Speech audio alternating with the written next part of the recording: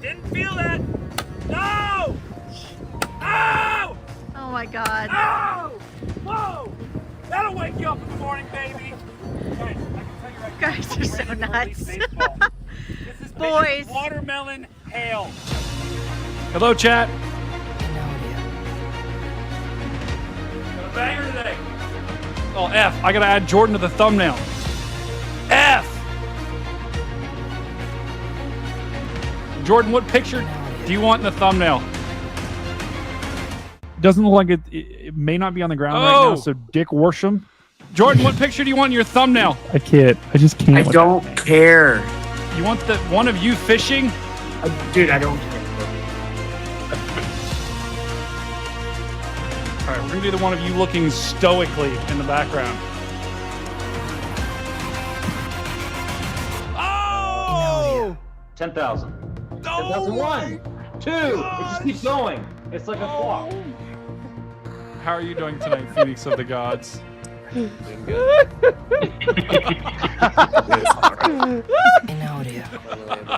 Oh my. Not what I was expecting.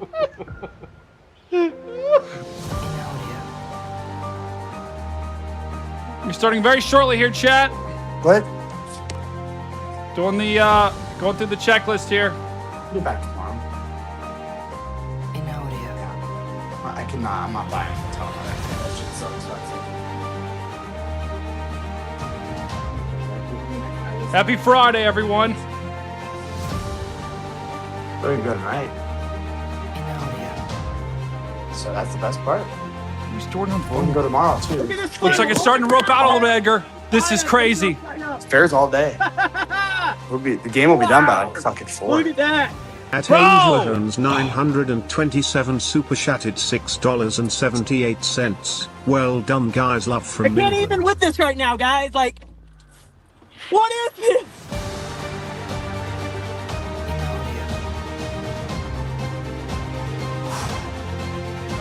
Hot in my apartment. Brad is out front.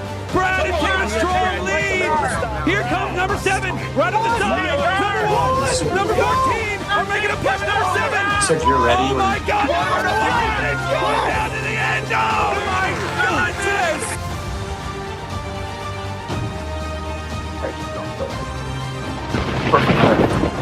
I got ours tonight off the one. Sweating bullets. God, dude. Like, okay, here we go. Hey, who's this girl in the back, bro? She's just sitting here, just hadn't said a dang word, just staring at us. That's my girlfriend. Dave, hold your mic button down. What's up? Wait, what's your username? Hold on. Was that Lactatia? It's Letitia.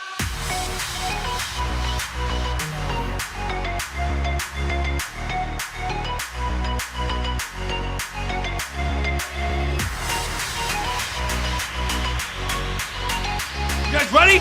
Jordan Aaron Mason, 3, And now, 3, local 2, on the hour. 1, go!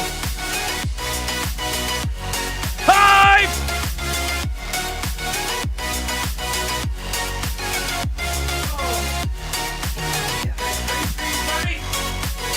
Studio's ready. I think we're ready to roll here. I mean, Boat Guy. Phil, you're behind Boat Guy. He's going to get you through this. People in the chat are loving Boat Guy. Jess. God, it's so hot in my apartment. This is nuts. Andrew Johnson. You can always trust the guy with the boat. I'm telling you, this guy, Eric Gray, that guy is going fishing no matter what. Where the hell is your wallet? I don't know, Jordan, where is your wallet? I found it, Brady. I'm gonna be driving and not talking. Oh, that's so good. I'm about to go to Texas for OU, Texas. And now, your local Okay, I on think the we're gonna hour. roll. And let's. Wow. Beef's joining. All right, let's do it. We're rolling. Where am I? What is this place? It's so dark. Let's get the hype going in the chat. Oh, it's an absolute banger today. Ah! This is the Big Weather Show. Oh! I'm your host, Stormcat5. That is absolutely insane. We're going to talk about the biggest stories in weather. That is a massive debris ball. And who knows what we're going to say. Was that Lactatia? It's Letitia. So strap in, buckle up. The Big Weather Show starts in 10. Countdown, 9, chat. 8, 7, 6, 5, 4, 3, 2, 1. Now.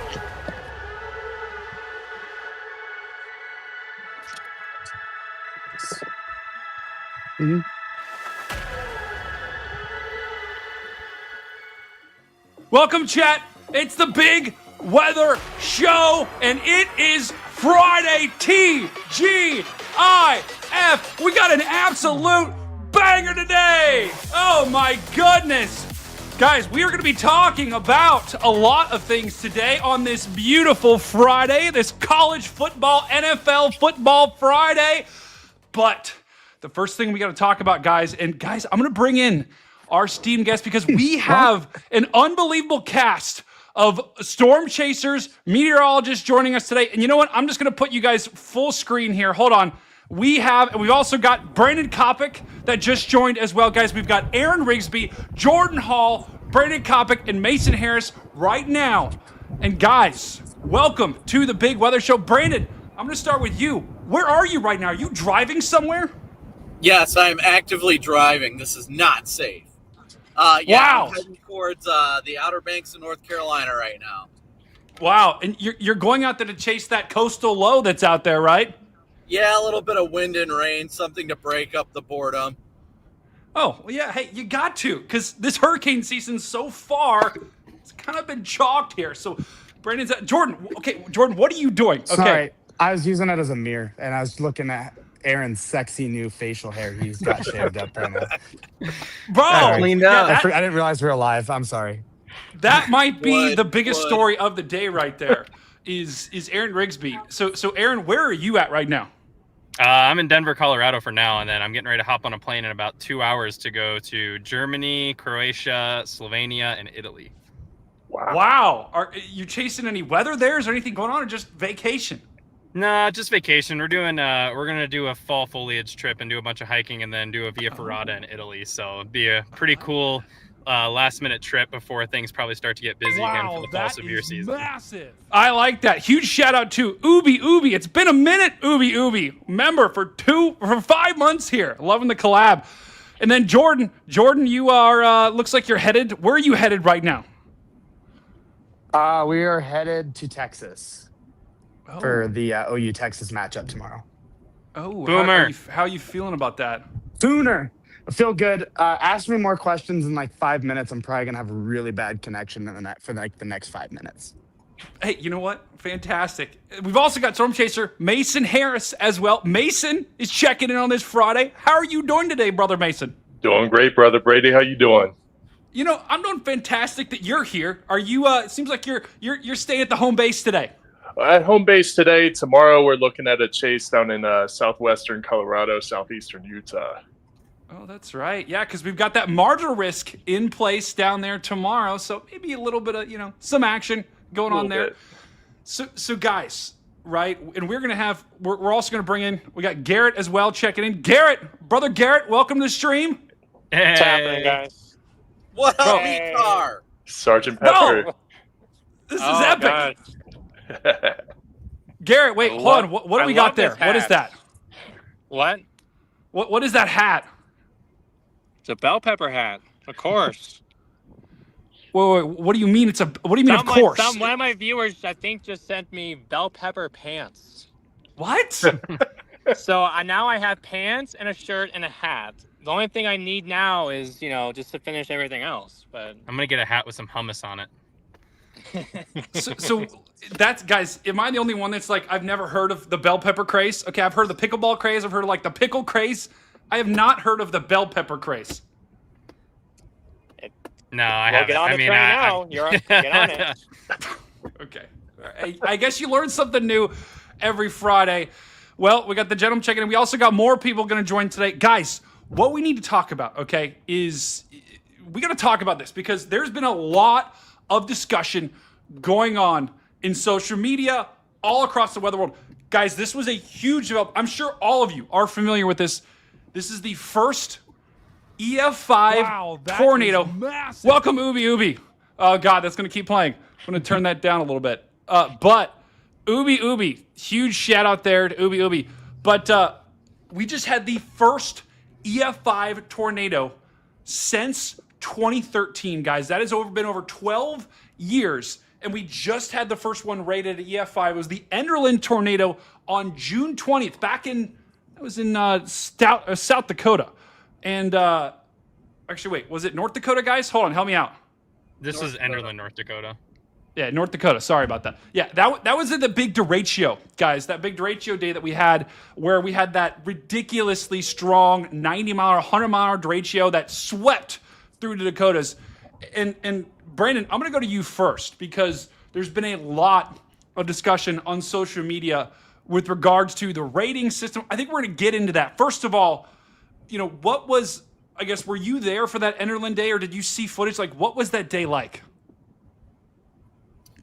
It was busy. Lots of tornadoes, to say the least, but it was definitely something that, I don't know, there were too many tornadoes to count that day, honestly. And I know Rigsby, ironically enough, Rigsby was just ahead of me when we were catching up to the Enderlin tornado, because Rigsby and I somehow ended up on some BFE field road that was literally like 2 dirt paths with like 3-foot tall grass.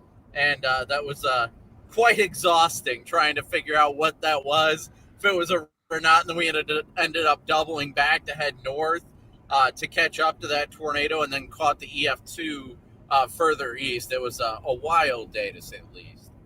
Wow. Yeah, I completely agree with that. And I mean, the Enderlin tornado, that was just one of the, there were multiple tornadoes that day. Plus there was the derecho.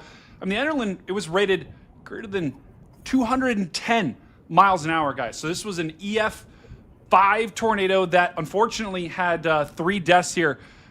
So Aaron, tell me more about your experience on this day. You were with Brandon, and you were trying to catch up to the Enderlin tornado. What was that day like for you?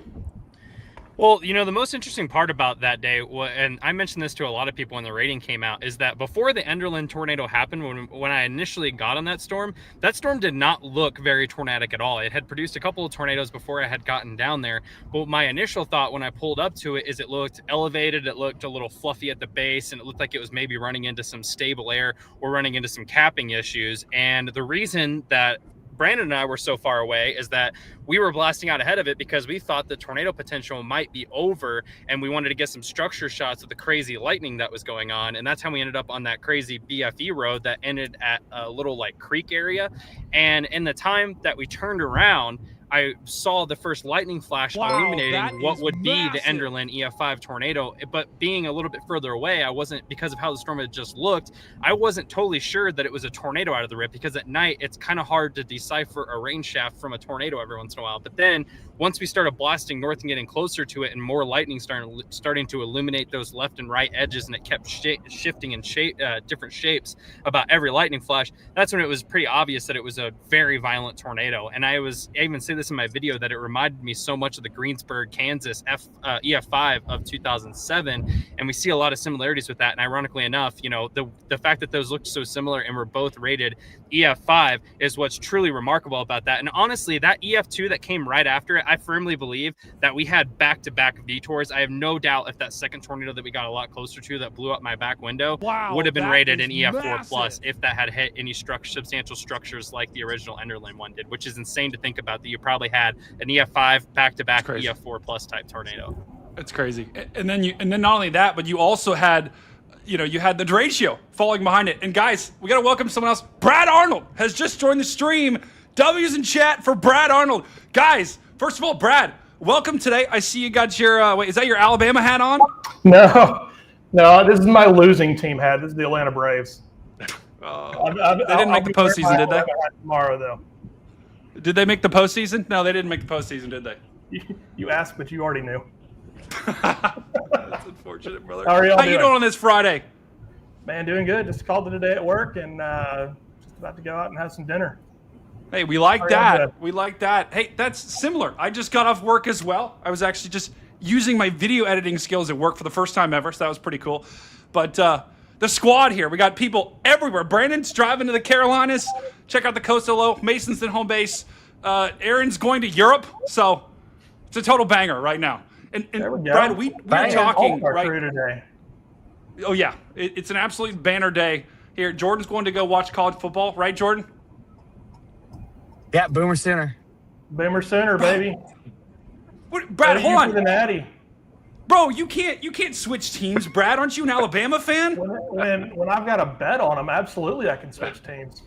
Whoa! Hey, we need to be. Yeah, that's right, Aaron. OH baby, go Buckeyes. Some of my best friends in Brandon. the world are all like I OU know. fans, so I've got to cheer for them occasionally. Exactly. I mean, Brandon, you're an Ohio State fan, right? It could be worse. I could cheer for the Dallas Cowboys like Aaron Rigsby. Yeah. Bengals, Guys- sir. I don't know what this Cowboys thing you're talking about. Joe Flacco's Guys, about I'm- to tear it up in Cincinnati, I think. I'm pretty Damn sure we right. have it split here. I'm pretty sure we have half Ohio State fans and half Alabama/Oklahoma fans. And I'm just saying right now, one's clearly better. But anyway, we've got to get back here because we just brought it, and we're also going to bring in Jen Watson too. Jen, also welcome to stream. This is insane. This is we've got an absolute banger here. Jen, how are you doing today? I'm doing good. Oh, you didn't have to pull my full screen. I'm doing great. I'm just like everyone else. I'm just getting off work right now. So, yeah, I'm having a really good time. Actually, I just got back from Dallas yesterday interviewing Tim Marshall. So, Wow. it was very insightful and fun. So, he's amazing. And I saw like his engineering company where they do all the tests and everything. It was really cool. And Jen, you're going to have to tell us about that. Also, you're going to have to tell us about that water bottle behind you. I know. What do we got going on there? No, it's a tornado machine. Wait, turn it on. I can see a tornado anytime I want to. It's really exciting. It's got to get Okay. going though, right? It's got to touch down. So I mean, we're a little slow, but it's getting there. You see, it's eventually. Whoa! Let it cook. That is insane. You might have to link that, Jen. I'm just saying. I might need to buy that.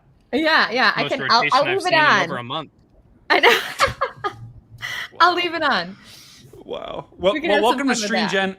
We are just talking, guys. We are talking about Enderlin, and this is what Enderlin looked like, right? This is the National Weather Service kind of survey here. This was a photo from Alec Reisel. W's in chat, guys. Ubi has been going just ridiculous here. W's in chat, all the new members. Ubi has been just going absolutely insane. So let's see though W's fly. Gifted another 5 memberships here.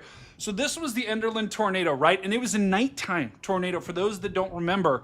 And we talked about this as being the first EF5 rated tornado in over 12 years, right? And Brad, I know you got to go, so I want to go to you first here. I'm good for the next however long y'all want to go. I'll clear the rest of my afternoon for you, Brady. Hey, Brad, are you kidding me? W's in chat for Brad. What you do for friends, man. All right, what you got? No, dude. But here's the deal. Brad, why do you think, and I'm just going to go up and down the line here. Why do you think this was rated an EF5 tornado over the 30 to 40 different tornadoes over the past 12 years that also had similar characteristics? It's to me, it kind of comes down to, and I'm not saying, I made a post on Twitter a while back. I'm not saying that I don't think this was an EF5. I do think this was an EF5 actually. But my argument is that I think there are quite a few others that, if we're going by this designation that Enderlin was given, should have been EF5 as well. Just naming a couple off the top of my head, like Rolling Fork, Mayfield, just to name a couple. So I don't know if it's inconsistency with the people that are doing the surveys, the National Weather Services, the local offices, if it has something to do with that. Is massive. But it's I don't know. I don't see anything that's really. I made that Twitter post and compared it to the Mayfield tornado, because the Mayfield tornado, whether the train cars were empty or not, I think it's just as impressive that the train cars were rolled over and thrown, rolled or thrown a couple hundred yards with the Enderlin tornado. But also, if you can tell with the picture that I've got on there, you can see that train cars were actually thrown uphill. And I think that they weren't rolled; those were thrown uphill, whether they're empty or not. And it's just to me that you can see there's trees that are debarked. There's the sandpaper effect. That's just one tornado, and I could name probably about 15 or 20 more. Like a lot of the guys in here probably could as well. Now, I'll be honest with you. I didn't see the damage from Enderlin. I've seen a couple videos of the tornado. I've seen some pictures of the damage, and it looked representative of storms that have not been given an EF5 before. So I did want to clarify. I'm not saying that I don't think that this is an EF5. I think that this is an EF5. I just don't agree with some of the ones that have been rated EF4 that I think that they deserve that EF5. And I just wish from a consistency standpoint, we had a better way of doing that and coming up with those designations a little bit better, especially, we'll have some, I completely agree with you. It's frustrating because you'll have an EF5 damage indicator, and then all of a sudden you'll say, well, this shrub bush isn't knocked over. Yeah. Like, come on, are we really I don't like how we're cherry picking this. If it's an EF5, call it an EF5. Yeah. And tornadoes are erratic things, right? They are. It's not just going to do even damage. I mean, this is a house. This is the what, Brad? This is the the Mayfield. That's in Dawson Springs, completely slabbed house. Unfortunately, the person that lived there actually passed away. Wow. This was the day after, and it was obviously in December. You can see I have a jacket on. It's a rare December event. But wow. I mean, what you can't tell is there were other houses that were next to that. You can see a car that's completely flipped over and trees that are completely debarked. And you can actually see part of the sidewalk. I don't know if you can tell from the picture or not, but part of the sidewalk, it actually ripped some of the sidewalk up. Wow. I mean, it's just if crazy. If I can remember two tornadoes just off the top of my head that are just egregiously misrated, it's got to be the Mayfield tornado, and not in Mayfield. I don't think Mayfield, the actual city of Mayfield, I don't think that it was an EF5. That damage was not conducive to an EF5. But there were places in Dawson Springs, in Earlsville, in I think it's Berlin, I think it's how you say it, that were conducive at EF5, and then the other one would be Rolling Fork. I think a lot of people in here could agree with that as well. Yeah, that's just my take. No, 100%, Brad. I think just looking at this photo, this is crazy stuff here. Jordan, I want to bring you in right here. So let's talk about Ubi. Thank you, brother. Ubi is going absolutely ridiculous in chat right now. W's in chat for Ubi. But I love that name too. Ubi. It's a great name. But Jordan, I want to talk to you now about this experience. Like, what are your thoughts on this? Yeah, so with the Enderlin tornado, it was actually one of the tornadoes I did not make it to. I took a day off, went to a concert. But after watching, Rigsby's, Brandon's, M-Fingers videos of the damage and this tornado and seeing how they rated this tornado, I'm actually very happy that this was able to get upgraded the way it did because, as we all know, the rating scale has been somewhat flawed in our opinions for the last 10, 12 years. And there's been quite a few tornadoes that have been in the upper echelon that didn't get those ratings, and for them to be able to look at a damage indicator that isn't normally used to rate tornadoes and actually pull an EF5 rating out of that is somewhat exciting because that might be the what I believe is the first domino going forward on actually being able to dive into some specific damage indicators with tornadoes and being able to get a more accurate rating going forward.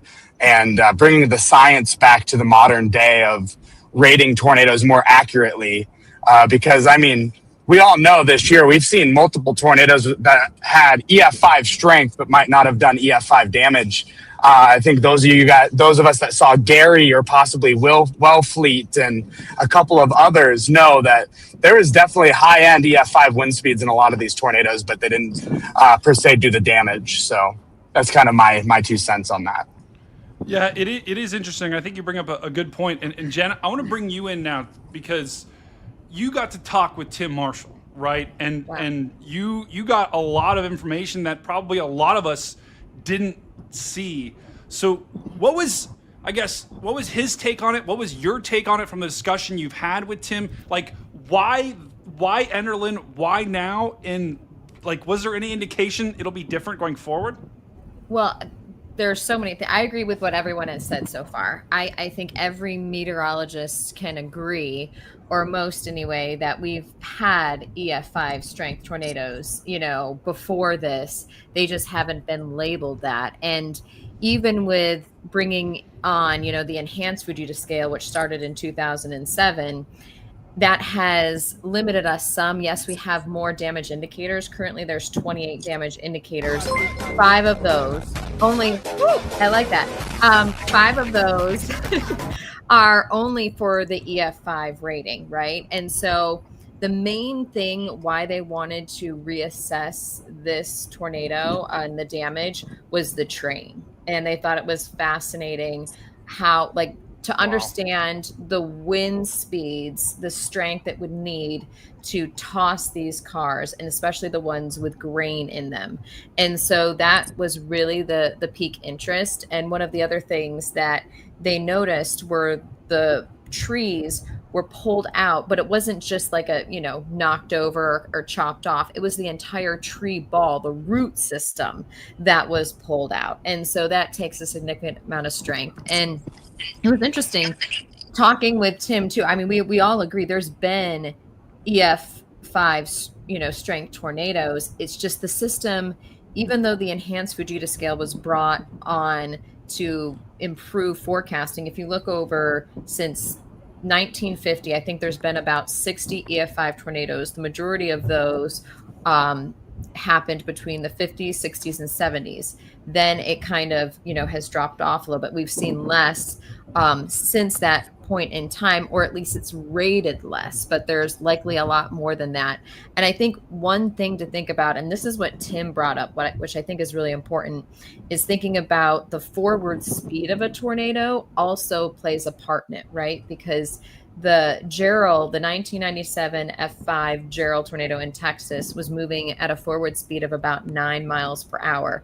Whereas Mayfield was moving at highway speeds, right? Like 55, 60 miles per hour. So the dwell time over a house, the more a tornado sits over a house or the same structure, the more damage is going to happen.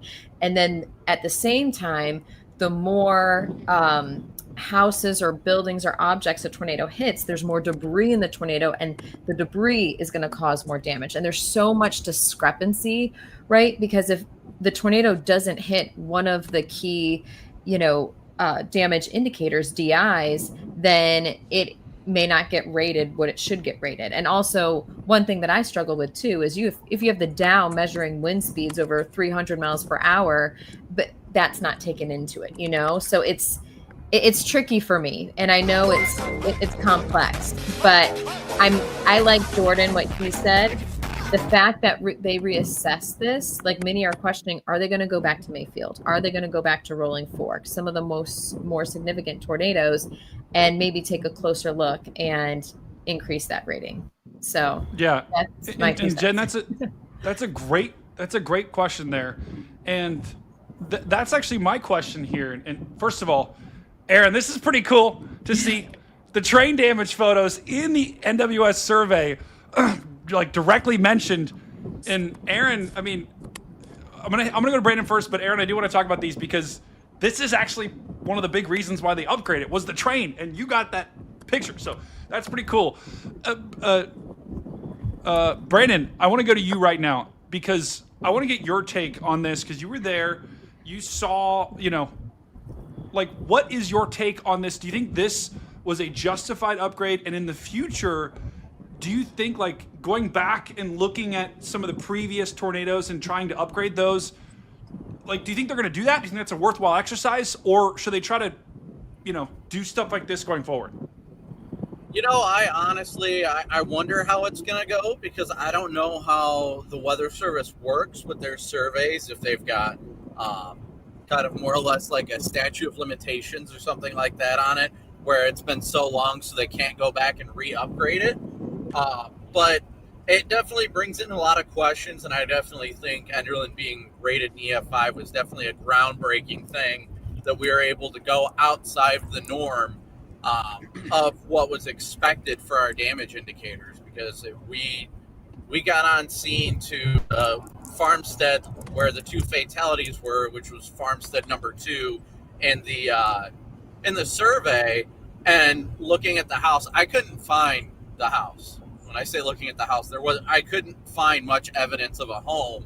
But looking at the structure, because of course the first place we tried to find the victims was within the home, and they had a basement and everything, but you could tell the home wasn't anchored. There was nothing holding that house to the foundation. So immediately when people started jumping, saying, wow, this house got leveled, it had to be an EF5, I knew it wasn't going to be able to get an EF5 rating based on that home alone, just given the fact that that home was clearly not well anchored to the foundation. But overall, I definitely think it's important that we continue to reevaluate and learn from this, because like things that have been said, we also have seen different situations. Many tornadoes have likely been EF5 in the last, 12 years or so. But it's just a matter of the damage indicators. I agree with Jen. It's very difficult to see, like Greenfield, where Dow data measured over 300-mile-an-hour winds, and it's still an EF4. But it's because the EF scale is based on damage. Like maybe in the future when they revise it, they'd be willing to look into certified data such as the Dow to include that, because we know if that would have been included, then El Reno would have officially been an EF5. And things like that. I think it's important that we recognize that this is an ever-growing system, an ever-changing system, and that we work to improve. That way we have the most realistic expectations for these kind of surveys. I mean, personally, myself, I have no doubt that Lake City was an EF5. It just didn't hit structures except 1 or 2 by the grace of God. Like that was a tornado that was terrifying to see. And it's a good thing that we continue to evolve and learn from all of this, each and every tornado, in a way that's more effective to the people that are served.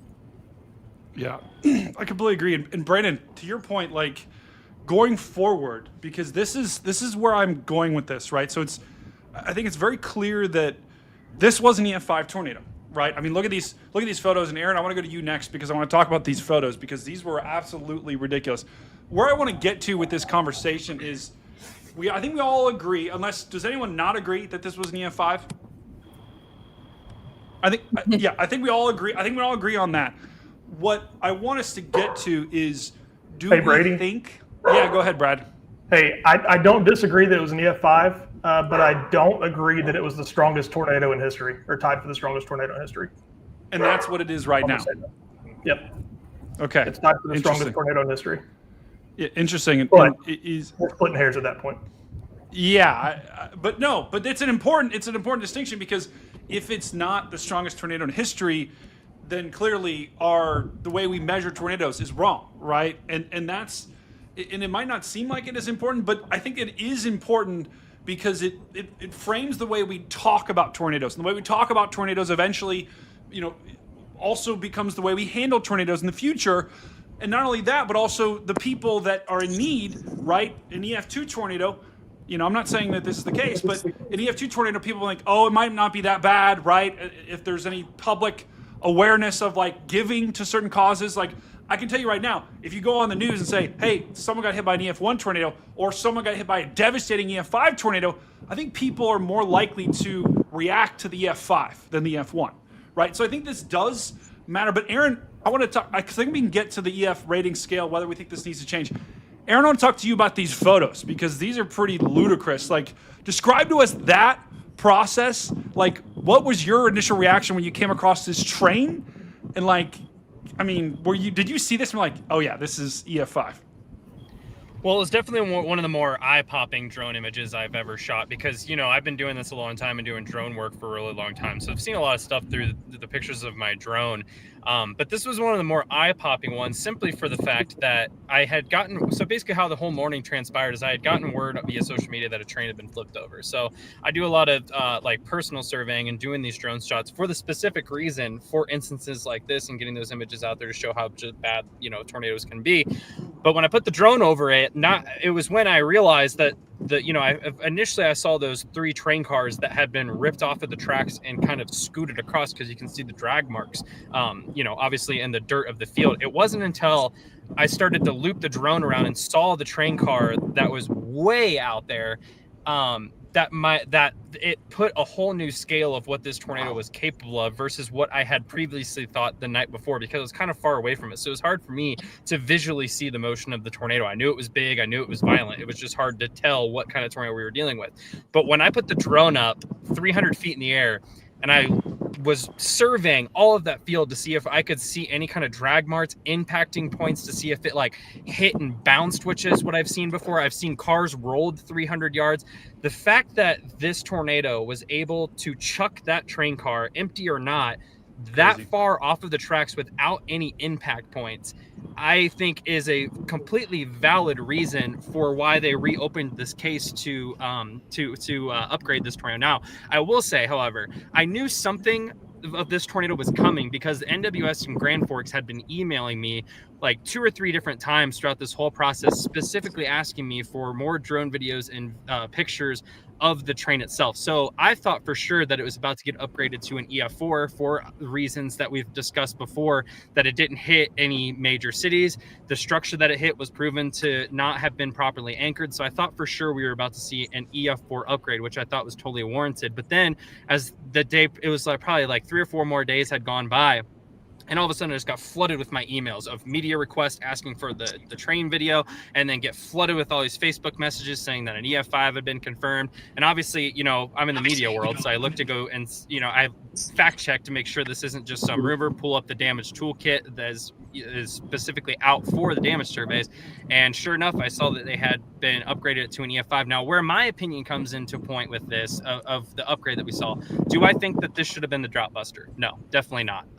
But is it complete? Is it warranted? Absolutely. And we've heard, this has been confirmed for several years now, that tweaks are coming to the enhanced Vegeta scale. There's going to be upgrades to that. And I personally think that the reason this was upgraded to an EF5 was, I think this is kind of the trial run of those new upgrades that we have been that they have been discussing about, including those no damage indicators that aren't in the formal enhanced Vegeta scale. And I think this was the first trial run with it. I think this was the first violent tornado that they were willing to discuss the calculations and the other factors that were going on to get this upgraded to an EF5. Now, me personally, I could be completely wrong. This is strictly a personal opinion. I don't see them going back and upgrading previous tornadoes of the past simply for, one, all the controversy that this has transpired. And then if we do that for, say, Rolling Fork, Mayfield, and all of these other tornadoes that probably are EF5s that didn't get properly rated EF5s, it just opens a whole new can of worms that I don't think that they are going to want to deal with in the long run. But like Jordan was saying, I think this is a very promising step in the right direction of what we have been looking for the enhanced Vegeta scale. There's a big common misconception that people get all, mad and angry that they don't see an EF5 tornado and everyone's wishing for an EF5 tornado. That's not the case. I don't care what anybody says. We want the tornadoes to be rated properly, just like we want hurricanes to be rated properly. It's a scientific fact. That's the whole reason why we have the system. And hopefully this is the start of ironing out those wrinkles. And from here moving forward, we can see progress in the right direction of rating tornadoes properly in the future that do cause legitimate EF5 damage. Yeah, and guys, first of all, we're going to bring in another member, Connor Croft. Welcome to the stream. Connor Chalked, as I like to say.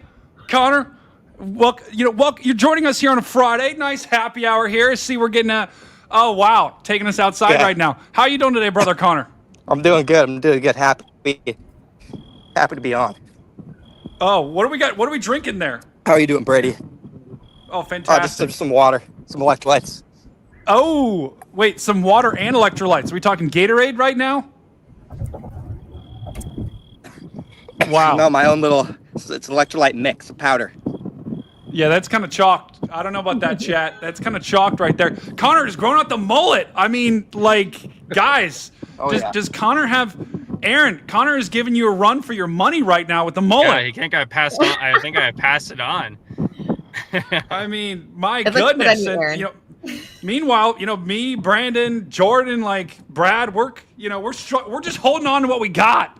We're holding on to what we got right now. I'm growing it out, so it takes longer to fall out. Yeah, exactly. So Connor, we're bringing you in right now. We've been talking about Enderlin, this EF5, the most, basically the only EF5 tornado for the past decade here. And like, I just want to do this right now while we have everyone in the panel here. So first of all, raise your hand if you think Enderlin is a legit EF5 tornado. Yeah, that's everyone. Now raise your hand if you think Enderlin is the strongest tornado ever recorded like it is right now. No one, right? Now, raise your hand if you think that we need to have some sort of changes in the EF rating system. That's Brad, are you raising your hand? I can't see. Okay, yeah. That's everyone. So that's everyone. Guys, these are some of the most experienced chasers, weather people in the industry here. These guys have seen more tornadoes than anyone in the world, right? And they're saying that. So if they're saying that, I think that's where we need to go. Now the question is, what changes do we need, right? Like, because right now the system is based upon damage, right? And we saw that with with Enderlin, the train car being thrown, being lofted, like, what was it, 400 feet is the reason why. That train car right there that Aaron got, which is insane, is the reason why that upgrade was made. So, and Jen, I don't know, I'll start with you. Did Tim mention any sort of changes that he thinks are coming? He didn't specifically mention any kind of changes that were coming, but I agree with what Brandon, Aaron, Jordan, everyone has been saying. I think there needs to just be consistency across the board. I don't personally know how the National Weather Service determines, okay, so let's reinvestigate this. Let's open it up. I know there's been tornadoes that have been downgraded, then upgraded again, and it goes back and forth. And I think there needs to be consistency, but also more than one factor, right? Maybe it meets a different criteria where wind speeds from the Dow or something that's, certified can play a factor into it. And it's not just the damage, because every tornado does not hit the exact same house and structure, how it's built, and has different debris in it too. I mean, they're all unique and different. And so basing it on damage, even if you increase the damage indicators, is not enough. You have to factor in the wind speeds that are measured. And there's so many vehicles now, like the Dow research, that are out there capturing these wind speeds. So there has to be some type of, verification process where it's not just, maybe one set of factors, but multiple that we go with, and just consistency across the board. And I know, like, Aaron, I totally agree. I think you were saying this, Aaron, about like going back and rating other ones. I would like for them, like, maybe if we chose 5 to go back to, because I really think, like, which 5, Jen? Which 5? Rattle them off. Come on. Can I add to that? Go. Yeah. And then Brandon. I know Brandon's got something. So Aaron, go, and then Jen, finish your thought. Just a quick comment with what Jen was saying. I talked to I talked to some of the surveyors that eventually upgraded Enderlin, and I straight up asked, why was this one the drought buster versus, say, Rolling Fork, where their reasoning for not upgrading it to an EF5 because the stuff around it didn't provide any EF5 indicators. And I didn't get any definitive answer from that. And I was, it was just kind of a gray area that I got left on there.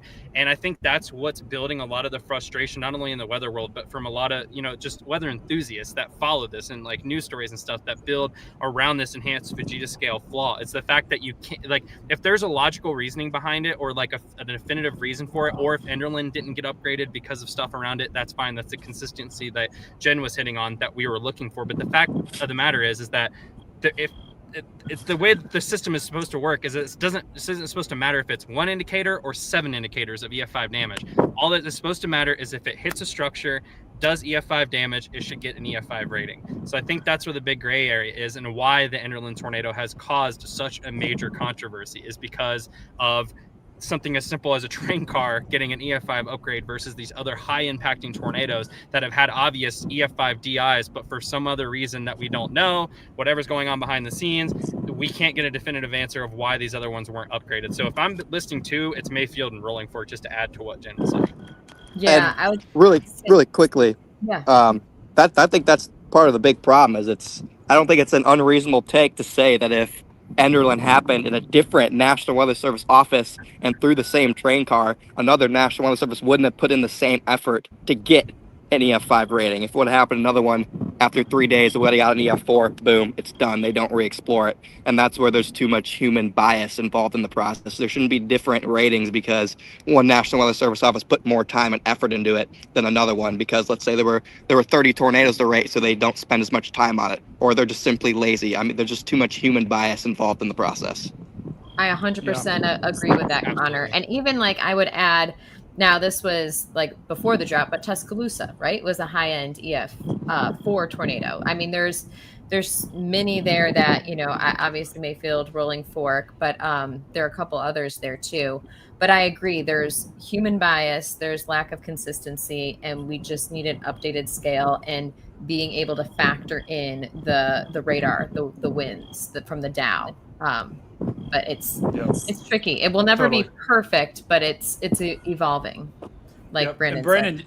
Brendan, you'd have thought like, well, I guess just go ahead and. Yeah, no. What do you So think? the thing that I wanted to just make a statement on to go with the train, the whole train aspect, and how that was the damage indicator that pushed us over the edge. According to what at least I saw on Tim Marshall's Facebook page, is that was all based on a single train car by itself, right? I don't think his mathematics or the physics and all that went into that included the fact that those cars were also anchored by other cars when they're attached to each other. So that also kind of opens up another thing, that their equations that they ran, at least correct me if I'm wrong, you did talk to him, Jen, but their equations were based on a single loaded car and empty car by itself, not even including the fact that when they're hooked together like they were, there's going to be more factors trying to keep them on the ground. Yeah, and you know what, Brandon, I don't know for sure if they factored them in or not. I don't recall he mentioned that, but that doesn't mean that wasn't factored in. I'll have to message him and ask him. But yeah, that's a great point, Brandon, that there's so many things to think about and factor in when it comes to the analysis of it. I mean, here they are, guys. This is the damage indicators, right? Small barns, farm outbuildings, right? 1 or 2 family residents, single wide mobile homes, double wide mobile homes, apartment, condos, hotels, masonry, like, you know, strip malls, large shop. So they have all these different types of damage indicators, and you know, there's like all these details that are. It's very complex, right? I was just trying to go through and understand it and trying to synthesize it to this audience, and there's a lot. It's very complex. So like, that's my question is, with all of the, you know, obviously we still need to have damage be some sort of component, but damage is very subjective, right? And it's very dependent upon A, what the tornado hits, and B, what the National Weather Service can see, right? And some of these major tornado outbreaks, a National Weather Service office might have to do 5, 10, 20 surveys, and they might not have the staff, especially now, or the time to be able to look at all these different factors and say, is this an EF5 tornado? And that might not be the top of their priority list. Like, if I have to do 30 damage surveys, yes, I want to do them right, but the most important thing is doing the surveys and getting them done, not spending all the resources on one tornado to say, okay, was this an EF3, EF4, EF5, right? The consequences are still the same, right? And so that's my question is, okay, if not this, you know, because it's primarily based upon damage, should it be more based upon like wind speeds that we get from some of the radar data? I know sometimes that can be unreliable, but it's getting better and better and better with all the different tools we have available. Like, what do you guys think? Who is there anyone that has? Go ahead. Like with your point, Brady. I mean, Jen hit it earlier with. It's so weird with the damage because you have, for example, Gerald was moving 9 miles an hour, and you have Rolling Fork, which is moving like 60 plus, and Mayfield, and the speeds of these tornadoes cause different damage depending on how fast they're moving and how long they're sitting in one spot. So you could have an EF5 steamroll a well-built building, but if it's moving at 70 miles an hour, it's obviously not going to do the exact same damage it's going to do when it sits there and grinds it and just digs it out. So that's where we get into that really big gray area with the damage indicators on like what we're looking at, because you have all these different factors in play, and I guess at the end of it, that's the big question on how do you do it. I think I think that's also a reason that they need to balance out the wind speeds collected and the damage indicators and combine them together, because yes, there is area for like the wind that's recorded to be off, but if you find a happy middle ground of, say, a tornado is moving 8 miles an hour, it's parked over a house, grinding it down into the ground, and you are going back and forth with yourself that this could be an EF5, but there's the factors of it sitting over the same spot, hitting the same thing over and over again. If you say that there's a Dow on this and they're recording winds of over, 250 miles an hour, then that could, in a perfect world, fill that little gray area and then come to a happy medium of where you could rate this tornado instead of basing it strictly off of a 60 mile an hour moving tornado or an 8 mile an hour moving tornado. And I also think, and this is the Greenfield tornado, that even if there is an area that it could be technically too high, I'm sorry, but if you're getting winds of 350 miles an hour, even if you chop 100 miles an hour off of that, you're still dealing with an EF5. So it's like, yeah. Aaron, I love everything you said so much. Yes. Like that's exactly how it needs to be taken, right? Like we can still keep the damage indicators, tweak that a little bit, add more, but you got to be able to factor in the wind from the Dow or some verified, researcher that's taking that measurement. Because, I mean, even with over 300 miles an hour and you take off some wind, it's still an EF5. So I agree with that, and I think they should start there. Yep. And that's the big thing too, is with the radar data, that's certified data. That's something they calibrate, they make sure it's working, they test it every single day. That is a good source of data, and they should be able to take that data and use that data and fill the gray areas with that data. That's 100%. Yep. Brad, go. Yeah, no, I was going to say that I completely agree with what Aaron just said there and what Jordan said and Jen. There needs to be a way to incorporate it where you are still using damage indicators, but radar technology and the Dow and local radars have gotten so good now at picking up wind speed. Like Aaron said, if it's shooting up, because radar shoots at a tilt up, so it's shooting up into the storm. If it's saying a 350 mile per hour wind, then okay, if you take 100 miles an hour off that, it's still 250 down on the ground. Like it's one of those things. So I think that there's a way for, you don't have to have either or. It's I see a lot of people on Twitter, well, why don't we just use wind speed? Well, you can't use wind speed based on like for like Enderlin. You wouldn't have been able to use that because the radar's so far away from that. And then there are still radar holes and things like that. But I do think that there needs to be a way to use both of those to come up with a better answer. Now, and then going back to how if we need to go back and re-rate storms, I see kind of a I don't necessarily agree with that. I would love to see that, but when does it stop? Do we put a thing where you can go back and, well, you're going to go back a year and go re-rate some of the biggest tornadoes? Then are you going to go back? Are you going to pick 5 tornadoes that you're going to go re-rate? I don't know if you're a big college football fan, but the more people that we keep adding to the playoff, there's going to continue to be more and more and more. So if they say we're going to go and rate 5 tornadoes, okay, well, why aren't you going to go and rate Tuscaloosa again? Why aren't you going to go rate Greenfield again? Why are you only going to focus on these 5 tornadoes? So I don't know that we can actually do that, but I do agree that I hope that this is a step forward to be, so that way we're doing more of a due diligence. And I wouldn't say that the National Weather Service is lazy. I'm not saying that. Yeah. But some of the ways that they've done their ratings have seemed that it seems rushed a little bit. I mean, just to be honest with you. I think it's And I do think that, you know, especially if it's within, you know, a month or two, you can obviously go back and take a look at that, whether it's looking at Aaron Rigsby's aerial shot of the train. And one thing that I wanted to say, and then I'll let everybody else talk, is Jen mentioned about the Tuscaloosa tornado. The Enderlin in the Enderlin report of the EF5, it mentions the sandpaper effect of trees. I have seen multiple EF4s. I don't even know if Enderlin got the EF5 rating because of the train.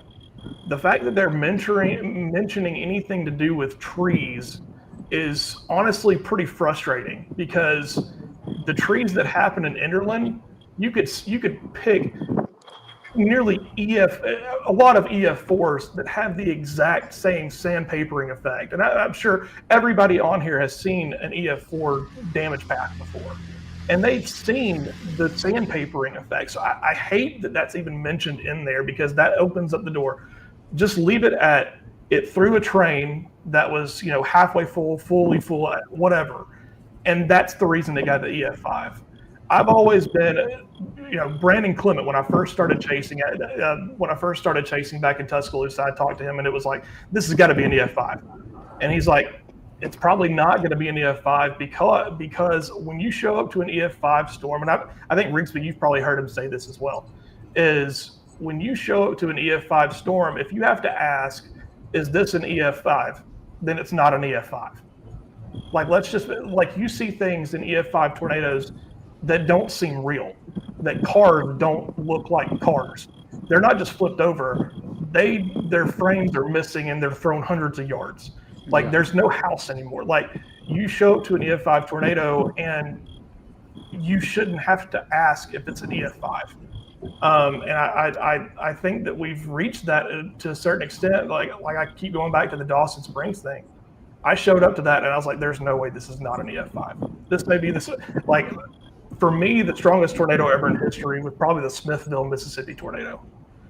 Just because it did things that didn't seem possible, where it can literally take a truck up and throw it for miles and then bang it off a water tower, and then have it continue to fly, like and digging up a trench that's feet deep. You know, it's just it's little things like that. Like that's just where I stand with it. I just wish, and I know I kind of got off a tangent there. I wish that they would not have mentioned the whole tree. Just leave it out, because if we're going to go with that, then a lot of the EF4s that we've seen, I would say 90% of the EF4s that we have seen have that same sandpapering effect, and they should have been rated an EF5 as well. Just leave it out. Don't mention it at all. And the thing is, there is last thing I'll say. There is a rubric out there, like what Brady was showing with the damage indicators. There is a rubric out there that you are supposed to follow. The problem is that we're getting down to the nitty gritty and we're cherry picking. Well, the bolt was a little bit rusted here. Well, it completely demolished this gas station, but there's still liquor bottles that aren't busted open. Yeah. Like, come on now. Like, we're cherry picking, because that's not cherry pick with Enderlin. That's my frustration with this, is how it seems like, you know, every single tornado is cherry picked, and it shouldn't be easy to get an EF5. I don't want it to say this to make it easier to get an EF5. It should be extremely difficult to get an EF5.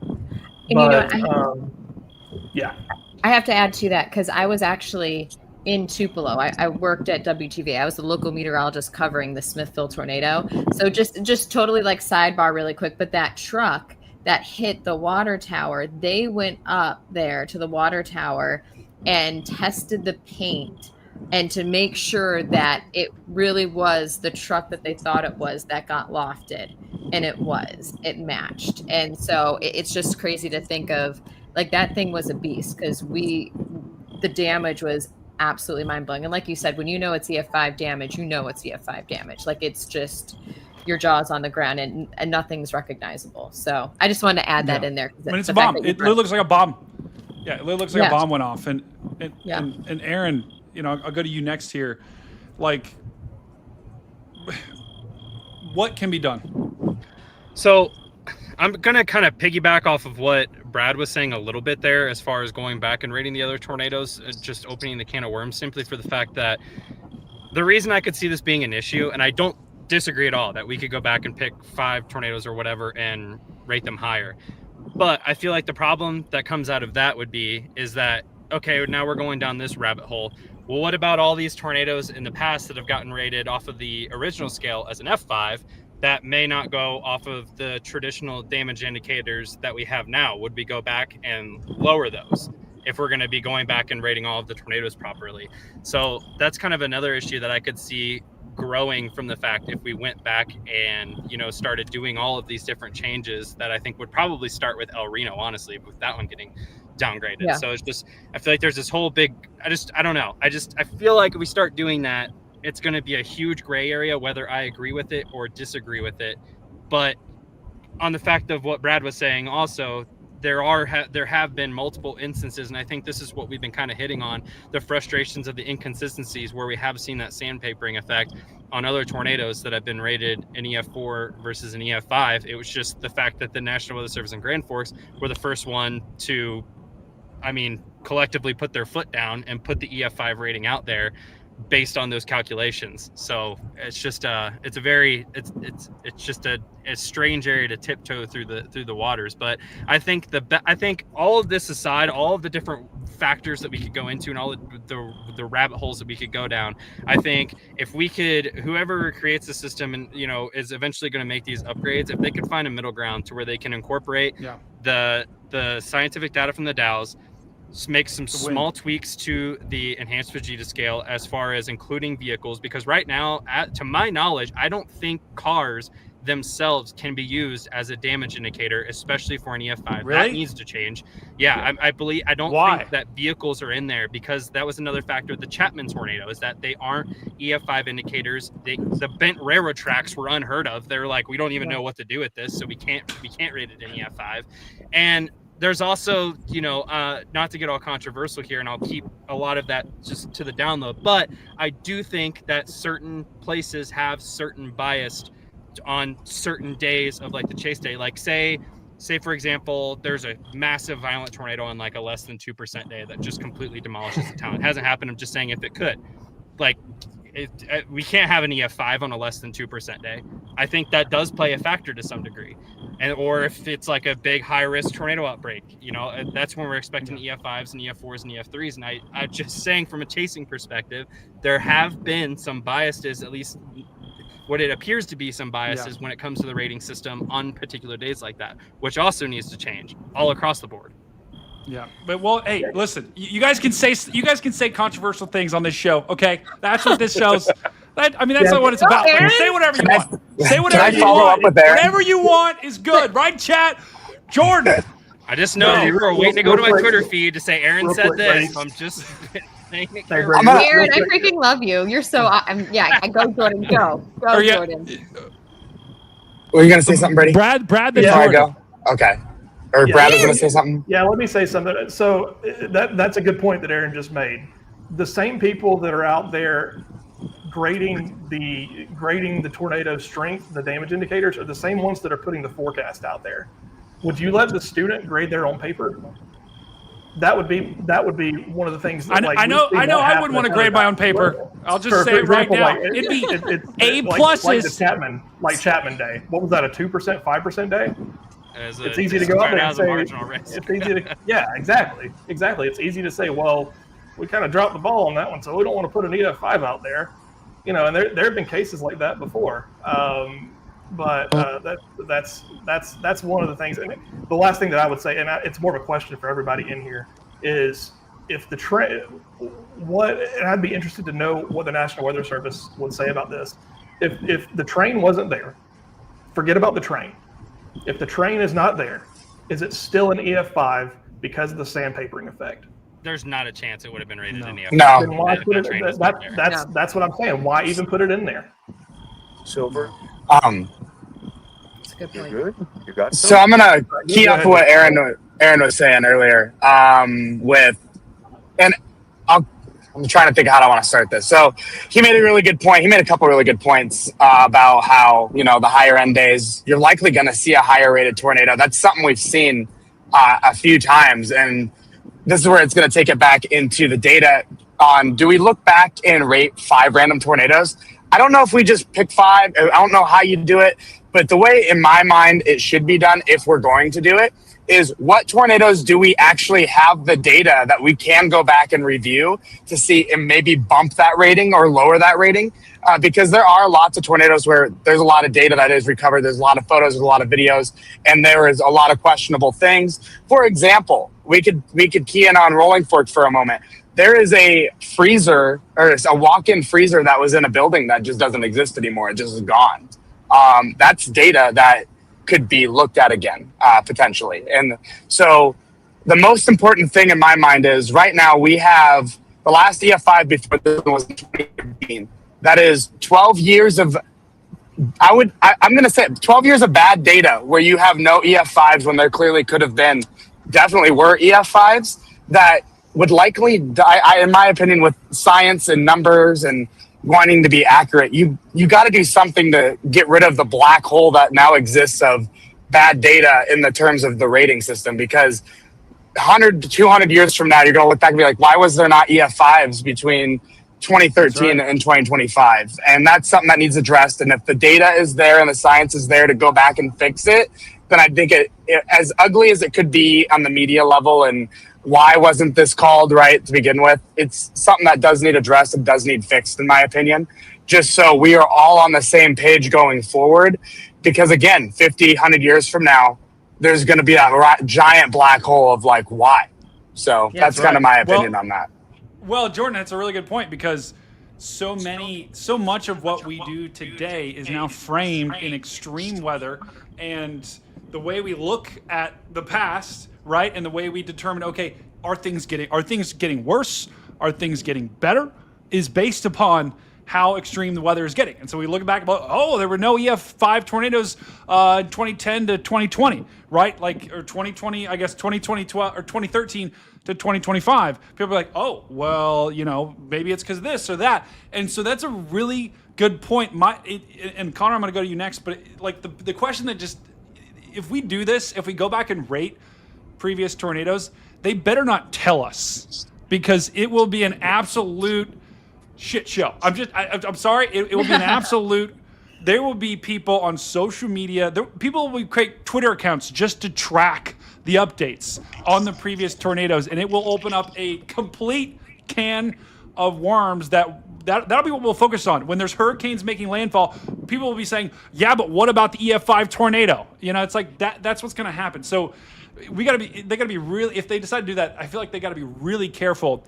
Connor, go, you got a thought? Yeah, kind of adding on to what Jordan and Aaron said, it's like, so the fact that you have different, well, first of all, I think if we're going to go back and rate tornadoes, I don't think it should be like we're going to pick 5. I think that the obvious, more obvious thing to do is the system has been most broken between 2013 and now, which is when you've had 0 EF5 tornadoes for whatever reason. And I just think that it's insane that you have tornadoes that do unexplainable things, like Chapman with the railroad tracks, or Rolling Fork with the freezer. And because they don't have, you know, a DI, a specific, you know, damage indicator point for that on what that should be, it completely breaks the scale. So they rate it lower. Like, how does that even make sense scientifically? And I think that's a big reason why people care in the first place, is because most of it just doesn't make sense. Like, that does not make sense. If something breaks your scale, you fix the scale. You don't just throw it under the rug. Oh yeah, well, we don't know what this is. We've never seen this, so EF4. Like, no, that doesn't make sense. So I think what you have to do is you have to go back for the last 12 years and review the tornadoes that have had crazy things like that happen, put in the effort, put in the science to come up with a wind speed that would do that sort of damage, especially if you're going to keep, you can keep basing tornadoes off of damage. It just has to be consistent. Being consistently wrong is better than being inconsistently wrong. Like, because at the end of the day, you're never going to get an accurate rating from just damage alone. Okay, it's never going to happen. There's too many inconsistencies. So at least just be consistently wrong. It's better than knowing you're wrong and then doing nothing about it. You're like, yeah, I mean, we're wrong, and you throw the rating, and then that's why people are pissed. Like, if it were just consistent, there was a consistent process that every National Weather Service office followed, they all put the same amount of time and effort into it, then there would be much less outrage. My God, Connor, can I add on to that really quick? Yeah. So it's interesting. Let her cook, chat. Let her cook. Let it cook. Okay, so you know what's so interesting about this is the Enhanced Fujita Scale was adopted in 2007, and there were very limited damage indicators prior to that. So they wanted, it's so intriguing because they added 28 indicators, I think trying to make it more accurate, but it made it more difficult and inconsistent with what tornadoes hit. Like if they didn't hit those exact specific things, they didn't get the rating. And so that's why it's been so lopsided and crazy. So I agree with you, Connor, not just going back the past 12 and a half years or whatever for the drought, but going back to 2007, like those tornadoes and just like examining and looking at that. Because when you think about it, from May 3rd, 1999, the Moore tornado to Greensburg, 2007, there was a gap there too. There was an 8-year gap. So it's intriguing. And if you look over time from the 1950s. Someone's echoing. I know. Sorry, Jen. It's okay. But if you look back in time from the 1950s data to now, like it's very weighted on the first 3 to 4 decades, like 3.5 decades of those EF5 tornadoes. And then it kind of, with increases in technology and stuff, we can really hone in on the science and the data, but then it skews things. Like I understand with the Enhanced Fujita Scale, they were trying to get really more specific and they were trying to improve it to make it more accurate and better. But what I think that it kind of ended up doing, and it made it so difficult to rate these, because if a tornado didn't hit those specific things, well, the 5 indicators for an EF5, it didn't hit any of them, then I guess it's not an EF5, you know? And it's just like, well, there's not going to necessarily be 5 of those indicators in the path of that tornado. So it made it more difficult. So I agree with you, Connor, completely that like maybe we go back to 2007 and examine those ever since the Enhanced Fujita Scale was adopted. And like we've been talking about before, we got to be able to factor in the wind from, you know, radars, the Dow, all the things. So yeah. So I guess go, Connor. I think a big problem off the rip, just with your last comment there, is just factoring in data from radar. It's just going to create even more controversy, because if a tornado, you know, destroys a house or something and they give it a 180 rating because it wasn't built properly, and then you have you know, a little tornado in the middle of North Dakota, a little kind of tube or something, and the Doppler radar measures a 205 mile per hour sustained for 10 seconds, and they give that an EF5, then that's going to spark even more controversy. So like again, it's difficult to incorporate radar data, and I think what people just want the most is some consistency in the rating process. Yeah, and Connor, to add to that really quick, and then Brady, I know you want to say something. I agree with that, but I think like with the Dow, like, I mean, there would be, it's got to help, because I forget who brought it up earlier, where like let's say it didn't hit the damage indicator like for an EF5, but the Dow measured over 300 mile per hour wind. There's got to be some kind of like, okay, this didn't necessarily happen, but we measured this, so how do we even it out? Like I don't know. It's hard. It's really, really tricky. I understand where you're coming from, Connor, and I don't know. It's difficult. It's one of those things where it's like we're again though we're the Enhanced Fujita Scale is basically strictly off of damage alone, and that's why that we have such a gray area of what we're dealing with. It's a fact of the matter of, if say you put a tornado in the middle of the field, it's got EF5 winds for whatever reason, but it doesn't hit anything, then I would understand why you didn't rate it an EF5, because you can't base it strictly off of the Dow data. But if you have a tornado hit a substantial structure, but you aren't quite sure because there's a rusty anchor bolt somewhere, then you could incorporate that Dow data to the damage that was observed there. Even if that rusty bolt wasn't enough to send it over the edge, then you can use that piece of the puzzle to fit it in there to get an official rating that I think I think that would be the best way to find a happy middle ground and get some consistency building in the community of the damage system, in my opinion. Yeah, that's the beautiful part. For sure. What Aaron just said is like exactly what Aaron just said. You can't base it off of the damage alone or the wind speed alone, but you can help fill the holes where the damage doesn't fill in, but the wind data does, and the wind data doesn't fill in, but the damage data does. And it comes together, it's weighted somehow. That would help significantly. Yeah, I agree. And Garrett, we haven't heard from you, brother, yet. First of all, Garrett, are you there, brother? What's your take on this? I mean, I just been back here, you know, agreeing with literally everyone. I mean, I've had lots of thought about this. I mean, we need to incorporate. I feel like it would be a lot easier. I mean, I know that you know, we're talking about rubrics and all that stuff, but if they're not using the data points that they have, I don't know. But they need to start having more of those damage indicator points for stuff, because it'll make things, I think it'll make things a lot simpler. But I do think that this will be the change going forward that will hopefully help improve tornado ratings going forward. I don't know if they will go. I personally don't think they'll go back and relook at things, even though they should. They should go back and relook at stuff, but I just don't. I don't know if they want to. I don't know if they're going to waste the time, money, resources, etc., to go back and reanalyze even specific things. I don't know. But going forward, I think that this, you know, this could have been laid out as, you know, if there's another train similar damage point to another place that has full, you know, grain train cars toss, you know, then they can be like, okay, well, this is sort of the a blueprint to how this should be, and then we can kind of have an idea of what we're looking at here well ahead of time. No, I completely agree. And Garrett, I think it's a good point. I think we need to figure out how we go forward, right? And Brandon, I know Brandon, you got to roll. So, any final thoughts? First of all, W's in chat for Brandon. He's driving. Oh, we got the radio station cooking. All right. What station we listening to, Brandon? Okay. And my laptop just hit a bump going over this bridge and turned it on.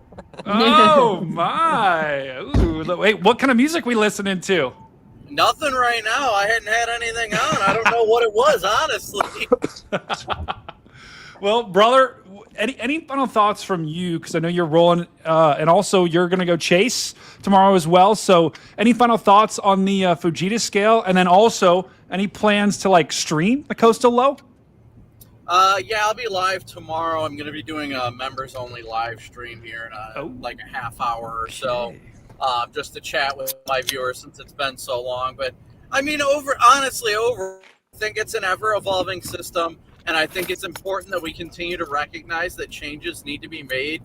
And the fact that we're acknowledging that improvements are there and that they need to be made, I think is crucial towards continuing the success of the EF scale, making it a long-term thing and making sure that it continues to work favorably the way it's supposed to be. So I think it's absolutely incredible that, honestly, I think it was groundbreaking that Grand Forks decided to go with the F5. They have all the facts behind it, and it was the F5. And I hope it just opens doors for other weather service offices to use non-conventional damage indicators to prove what they already know. I agree with Brandon. I think we've seen a pivoting point. I do think that the other day was a pivoting point and a big, much-needed change in the right direction. It may not be perfect, or it may not correct everything that we've wanted to see in the past, but I can say with pretty high confidence that this was a big pivoting point, for better or worse, no matter how you feel about what Enderlin was rated, that we're going to see a significant change in the years to come. Yeah, I think it's also going to add more pressure. Yeah, 100%. Brad, we're going to get to Brad next because I know Brandon, W's in chat for Brandon. Guys, make sure you go check out his stream. You guys don't need a reminder from me, okay? All of you guys in here are probably going to watch it tonight. Check it out. Members only later. Brandon, see you there, brother. Thank you again for joining. You guys have a great night. It was great chatting with you. And one more thing. Is mayonnaise an instrument? God, I forgot the quote. Dang it. I was going to continue it. Oh, my God. That is an epic reference, guys. Let's get those moos going in the chat. Moo. Thank you, Brandon. See you guys. See ya. Bye, Brad, Brandon. I know you got to roll too. Any final thoughts? Brad, you're going out tonight. You're going to go out tonight to get some, TGIF, some partay. Yeah. Any final thoughts from you? Yeah, having a daughter and a kid now, got to take advantage of these guys night while I can. So I'm gonna go have dinner with some of my friends. So, but yeah, I think everything that I agree with everything. I couldn't do a better send off than what Brandon just did. Completely agree with what everybody has said on here. I think we have a good idea of what needs to be done and what can be done. I just hope. Will it be done? That's the question. That's the $1 million question. And I'm hopeful, and I've talked to a lot of the guys on this panel about this, and I'm hoping that Enderlin is the start of something where we are putting more effort into the surveys and not nitpicking as much, but call a spade a spade. If it's an EF5, let's call it an EF5. Let's not cherry pick and say why it's not. Let's say why it is. And that's what I'll leave it as. But I appreciate you having me on. Yeah, great panel on here. So. Thank you, Brad. Guys, let's let Brad hear it in chat as well. It's spam W's in chat. Brad, do you have like a phrase you like to say? I know you're the tornado sniffer, but do you want to leave the folks with a good sniff? I don't really have any phrases. Probably the best Just phrase sniff is it. never trust a gas station burrito. There's a life lesson for you. I like to just sniff it. Yeah. Just sniff it. Hey, Mizzou by 10 tomorrow. Wait, are your members called the Sniffers? No, they're the Interceptors. That's a good idea. I like that. I'm not good at marketing. I need to get you on staff, man. Yeah, I like the Sniffers. I like that. I think Aaron's stuck in the back office. If we can let him back in. No. I thought you said Karen. I was like, no, Karen is churning in the in the Arctic Circle here. All right, we got Aaron back. The last thing that I'll say is roll tide, and hopefully we beat Missouri by about 90 points tomorrow. Mizzou by 10. Wow. Yeah. Hey, let's just say I might be putting a little something on that. Maybe taking the spread. Brad, we'll be in contact, my friend. Hey, you never know though. What would the spread be if Missouri had the Alabama logo on their helmet? Would the spread be a little bit different? It'd probably be flipped. Those are fighting words, Garrett. Those are fighting words, my friend. You got to think the betting market is it's all driven by the public anyway. So you're going to get I'm just curious because I was thinking about that earlier, and I'm like, I wonder if the spread, if the logos were a little bit different, even though the team stayed the same, but the logos were different. But Alabama's played a lot better since their loss. Historically, Alabama has never done very well against the spread for that reason. So, be a bigger spread. Go for anybody that's not Texas tomorrow. So Boomer Sooner as well. Okay. We don't. You know what? Not a lot of Arch Manning love on this show. We'll just say that. Is he cooked? Maybe that's going to be the next episode of the Big Weather Show. We're going to look at Arch Manning. Is he cooked? Okay. Maybe there's some weather influences. Maybe it's the barometric pressure. Who knows? Brad, thank you for joining us tonight, guys. Let's let Brad hear it in the chat. So like that. Bye, Brad. Hi, Brad. See you guys. Brad.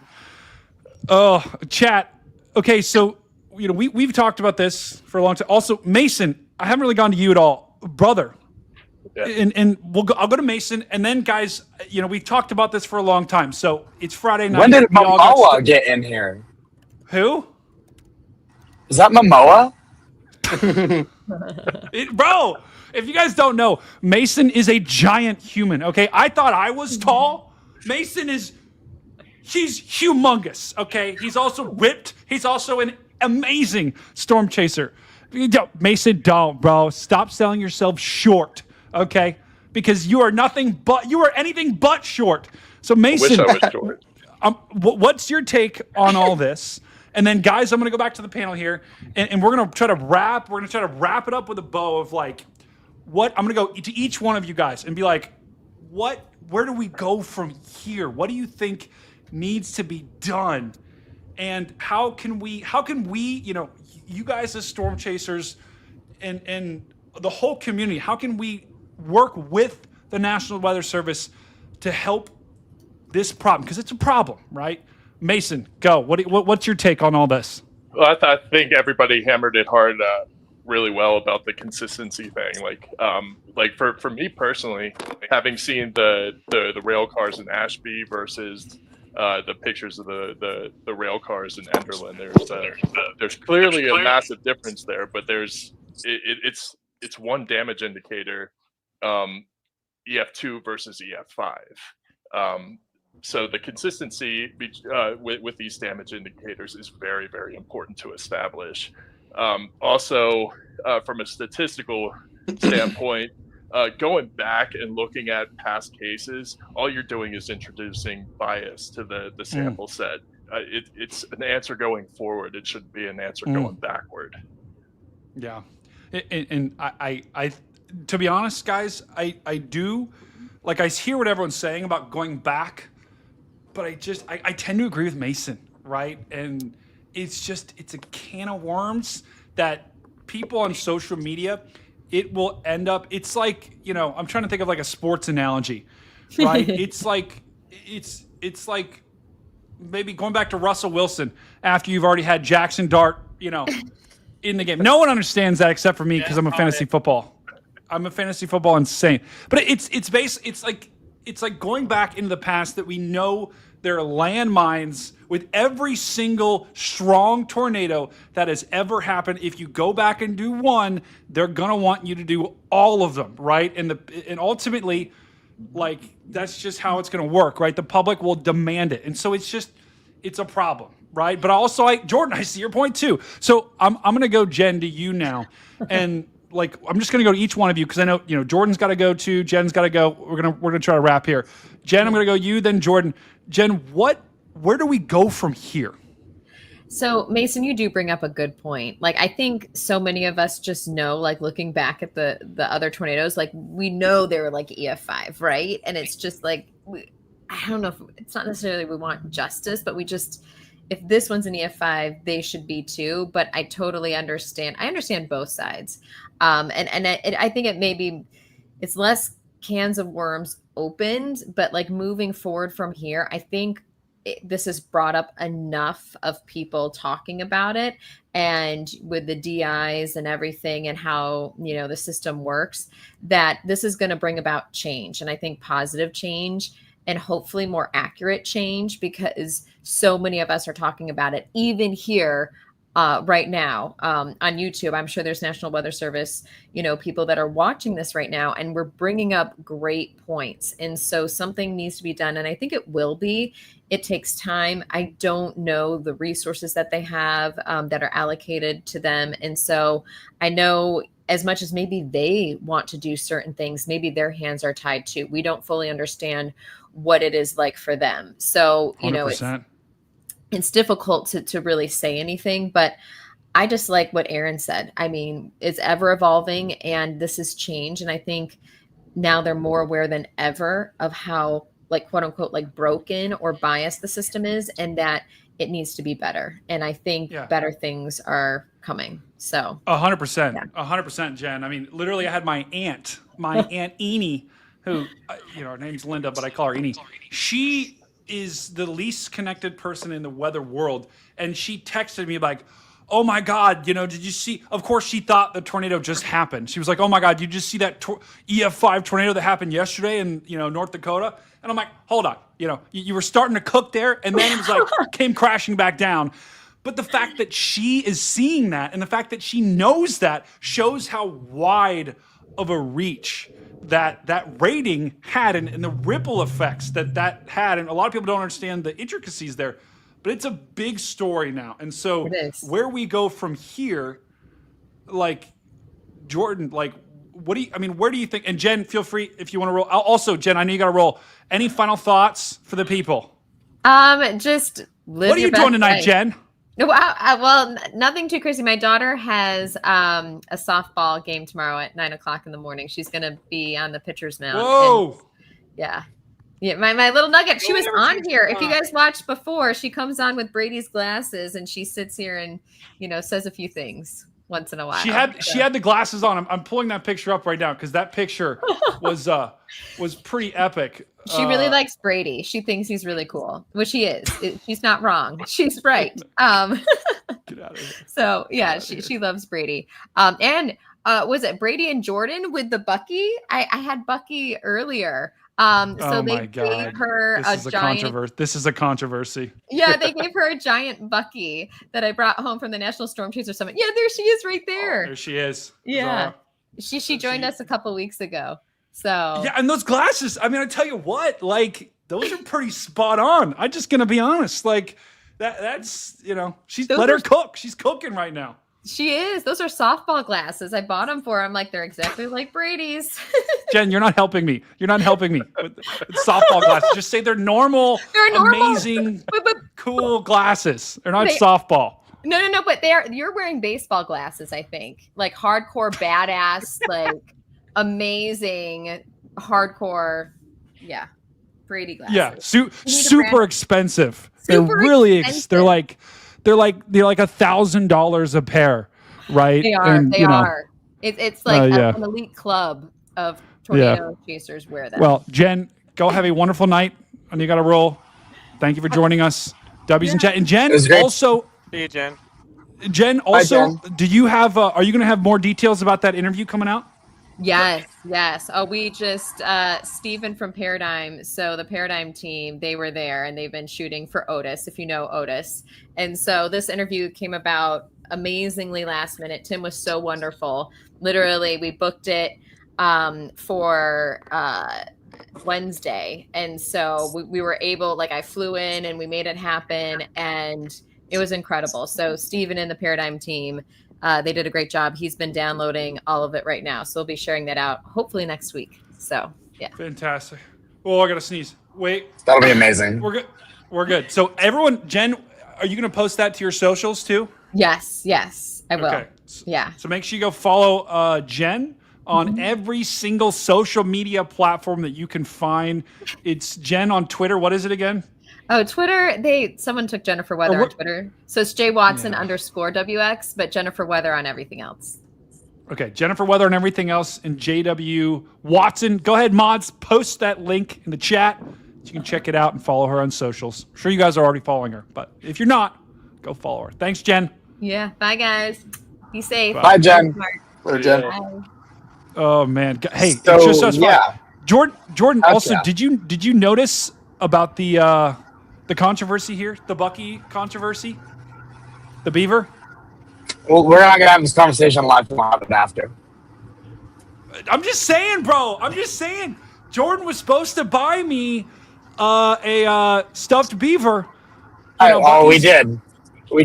Well, he did, but then I was given it to him, and then Jen said, "Hey, Zara would love this."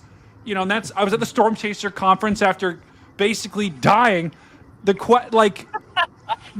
like I'm at a baseball game and there's a kid next to me who's asking for the baseball. Am I just going to say nope? No, because then I'm going to be all over social media. No. There was nobody there asking for the baseball. That's the problem. You just gifted. You were like, I'm not. We gotta have this conversation off the stream, or you're gonna be purple faced. Okay. But sorry. Well, going back, we're gonna bring it back. Go, Jordan. Yeah, bring it back. Bring us back here. So when Jen finished off, everything she just said was amazing. I'm trying to remember all of it, but both sides make a lot of sense there. I understand not going back. I also do understand going back with the lost data, but at the end of the day, I think it's a great thing. We are going to be moving in the right direction, hopefully. It's a big win for the weather world. It's a big win for science, in my opinion. So it's good. We're back. It's good. Yeah, we're back. I think you're right. I said too is that this is going to add a lot of pressure to other national weather services in the future of ratings for anything controversial. So I think that's a good. Aaron just reminded me of something too that I was going to say, and I totally forgot to say. Oh, Jen made a great point about we can have a really good conversation here. There could be NWS employees watching this. At the end of the day, too, we don't necessarily know what goes on and what they're allowed to do in their office, or what their, what their job, the certain things that maybe we don't know as an outsider looking in, that we might not be able to take into account. But at the end of the day, this is all good. Whether they can take what they need. And as we said before, this is just going in in my opinion, I think this is a big move in the right direction. Yeah, I 100% agree. Because ultimately, guys, like all the National Weather Service people watching, first of all, what you guys do is amazing, right? I know several National Weather Service people. I actually tried to get one on the show. He was not able to come on. But the point is, we're one team, right? Like, I don't mean to get cliche, but like we're all trying to accomplish the same goal, right? And I know, and I think everyone here knows what you guys do, first of all, is ridiculously hard. There's a lot of pressures, and also you don't have a lot of resources, right? And so the damage surveys, I get it, and I get the complexity. You're locked into a structure, to a rating system that was made back in 2007, and you individually cannot change that rating system. And it's also not terrible, right? It's not great, but it's not terrible. But you have to work within the confines until we have a new rating system. So we do not take this as an attack. If you're watching us from the National Weather Service, we're all trying to get to the point where we can get there, right? And I don't think we're there yet, but we're getting there, right? Connor, gonna go to you now, brother. We're outside. Now you're inside. The mullet's going strong, and you're in your gaming chair, getting ready for an epic night. What do you have any? Do you have any final thoughts as well for the people? I think I've kind of shared all mine. I think everyone's pretty much covered it. I think this is definitely a good thing. It's going to spark some change, and science and the scientific processes needs to be an ever-changing thing as we learn and discover new information and new processes. So I think this is a good thing. This is going to move us in the right direction, hopefully, and maybe it won't, but eventually it will have to. So sooner or later, I think it will. That's right. Yeah, I think so too. Aaron, any final thoughts on this topic from you, brother? No, I think we've pretty much covered it all. And I just want to add a little note to what Brady was saying. Yeah, if anyone's ever watching this, we're not attacking anybody or adding anybody. We're all trying to get on the same page. We're saying our opinions, and we're pretty much just all trying to draw a conclusion here on how things can get better and improve and benefit everybody. Yeah, completely agree. Guys, did we miss any topics on here? Because we're gonna wrap here in just a second, and the panel, you guys can, we're gonna hit on some other topics here, like Jerry, Tropical Storm Jerry, and then Karen. Oh my goodness. So we're gonna talk about that. Maybe a little bit of college football. See if there's any good forecast. If there's any college football that'll be affected by any weather or where the big games are. So feel free, panel, if you guys want to stick around, you can, or you can roll. But lastly, is there any, Garrett, Mason, is there anything we missed? I mean, personally, I think it's just like machine learning or process improvement in the workspace. It's just like over time, it's going to get better. But right now, we're facing all these problems, trying to hit them head on. But right now, it's kind of incomplete. As we go forward in time, it's going to get better and better and better. Yeah, completely agree. Garrett, what about you, brother? Any final thoughts? Nope, I don't think so. I think we've all shared our opinions, and we all agree with each other, and like we are just all saying, it's gonna spark change going forward. I think it's gonna spark change going forward. I'd agree with that. I think it has to, right? And that's the real thing. Is it's gonna have to spark change. I think it's clear the system is broken, but and I think we all can agree with that, right? I think there needs to be a change, and I think they know that too. And so now going forward, and it was remarkable. I don't think we had one person that we had some disagreements, but I think all of us pretty much were like, hey, we need some form of change. And I think it's a combination between wind, we got to factor in the wind more. It can't just be damage. Damage is incredibly consistent. So that is agreed. And also the chat as well. If I take a look at the chat right now, it looks like we just had a poll as well that we were talking about in the chat. Also, beaver emojis are flying by. Yeah. If any National Weather Service people are watching this too, they're going to probably think this is pretty hilarious. They're going to be like, what is this stream? But do you think we should go back? We had 2 polls in chat. Do you think we should go back and re-rate tornadoes? 59% of the chat said yes. 18% said no. And then, of course, 21% said it's Friday and it's chalked. So the It's Chalked people are representing. But the majority of the chat thinks we should go back and re-rate tornadoes. And then we ran a poll earlier. Is the tornado rating system broken? 71% of the chat said yes. So the chat does agree with us here on stream mainly. And the majority of the chat says that we should go back and re-rate tornadoes. But that's just that's a can of worms, right? I think we all kind of talked about that. Said that it's not broken on the panel and see their opinions. What'd you say? I said, whoever voted that it wasn't broken, I'd like to get them on here and hear their genuine opinions on it. Well, there was a on every poll I always put it's chalked just in case people don't want to vote yes or no. So on that poll, 71% of the people voted for yes, but 20% voted for it's chalked. So only 9% of the chat said no. So if you are one of those 9%, let me know. Let me know your opinion. I love to put it up on the stream here.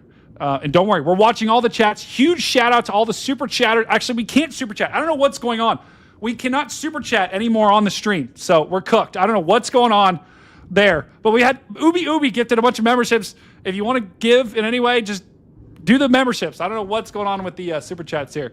Maybe the NWS, maybe they hit the big button, the big red button, and they're cooking us. Maybe it's the government. Who knows? Could be. It could be the government. Probably the NWS. So, they're pissed. They could have hit the big red button. They were just like, go, get him off.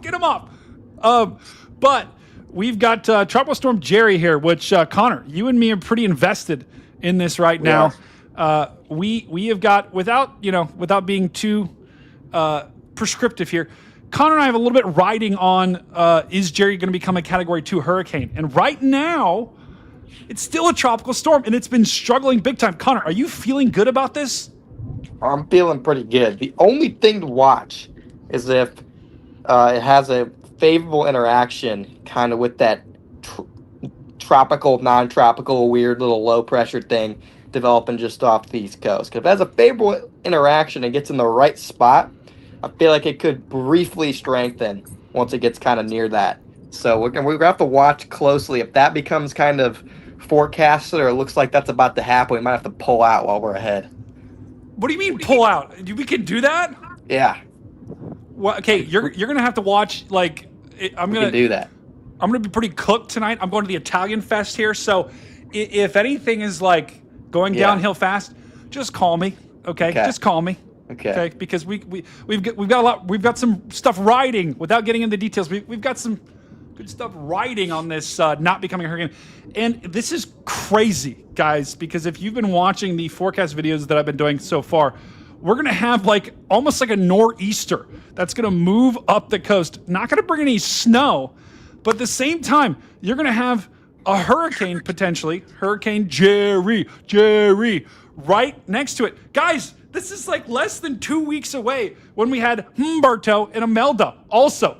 I mean, this is crazy. Aaron, have you ever seen anything like this where we've had back-to-back? This is going to be a subtropical, low-pressure system, not a tropical system in any way, but 2 weeks in a row where we've had back-to-back strong low-pressure systems within 1,000 miles of one another. This is insane. No, I don't think. I mean, at least in my years of storm chasing, I can't think of any off of the rip that have been quite as frequent as that. I feel for the people on the Outer Banks though, getting some more of those swells, because that can't be doing them any favors as far as all the damage and erosion that they've been getting lately. So, from a selfish standpoint, I hope it doesn't do anything too crazy, because I would really like to enjoy my trip to Europe without pushing it back or having to sweat if I'm going to miss something good. Yeah, I mean, I don't know what you guys think, Mason or Connor or Garrett. I don't think we're going to be talking about a ridiculously strong bomb cyclone here. I mean, we're going to have a strong low, and there's going to be, look at the, the winds on the north side.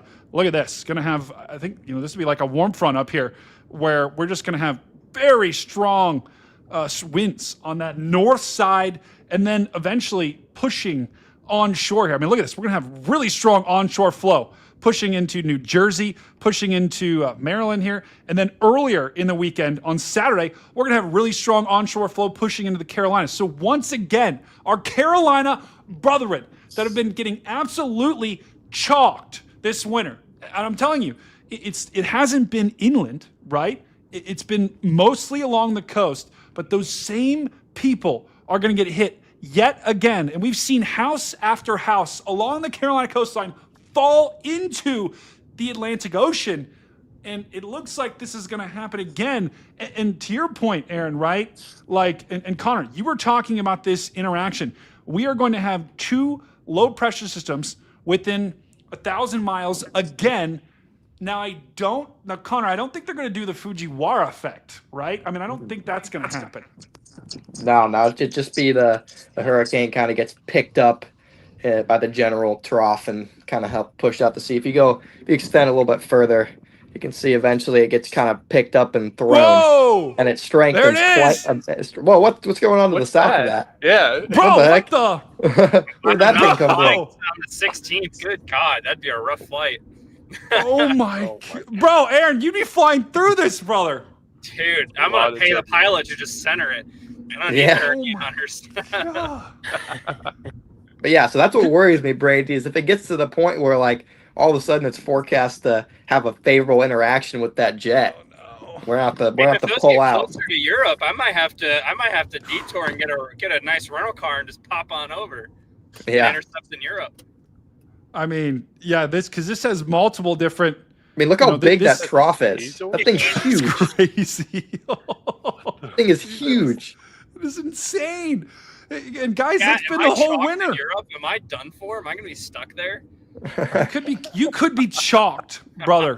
You could be absolutely chalked, brother Aaron. Just like my internet right now, you could be absolutely chalked. Yeah, I mean, this is just, guys. If this also, let's clarify this here. This is the GFS. We know GFS, crazy town, right? The GFS is cooked, but if this were to happen, we would have 1, 2, 3 systems, different low pressure systems next to each other within basically 500 miles to 1,000 miles here in the open waters of the Atlantic. This would certainly... I mean, you got 4. You got 4 different... You got 4 different low centers of pressure there. Yeah. Bro, that is absolutely insane. And if that would have happened, Connor, we would be... over the planes. What'd you say, Aaron?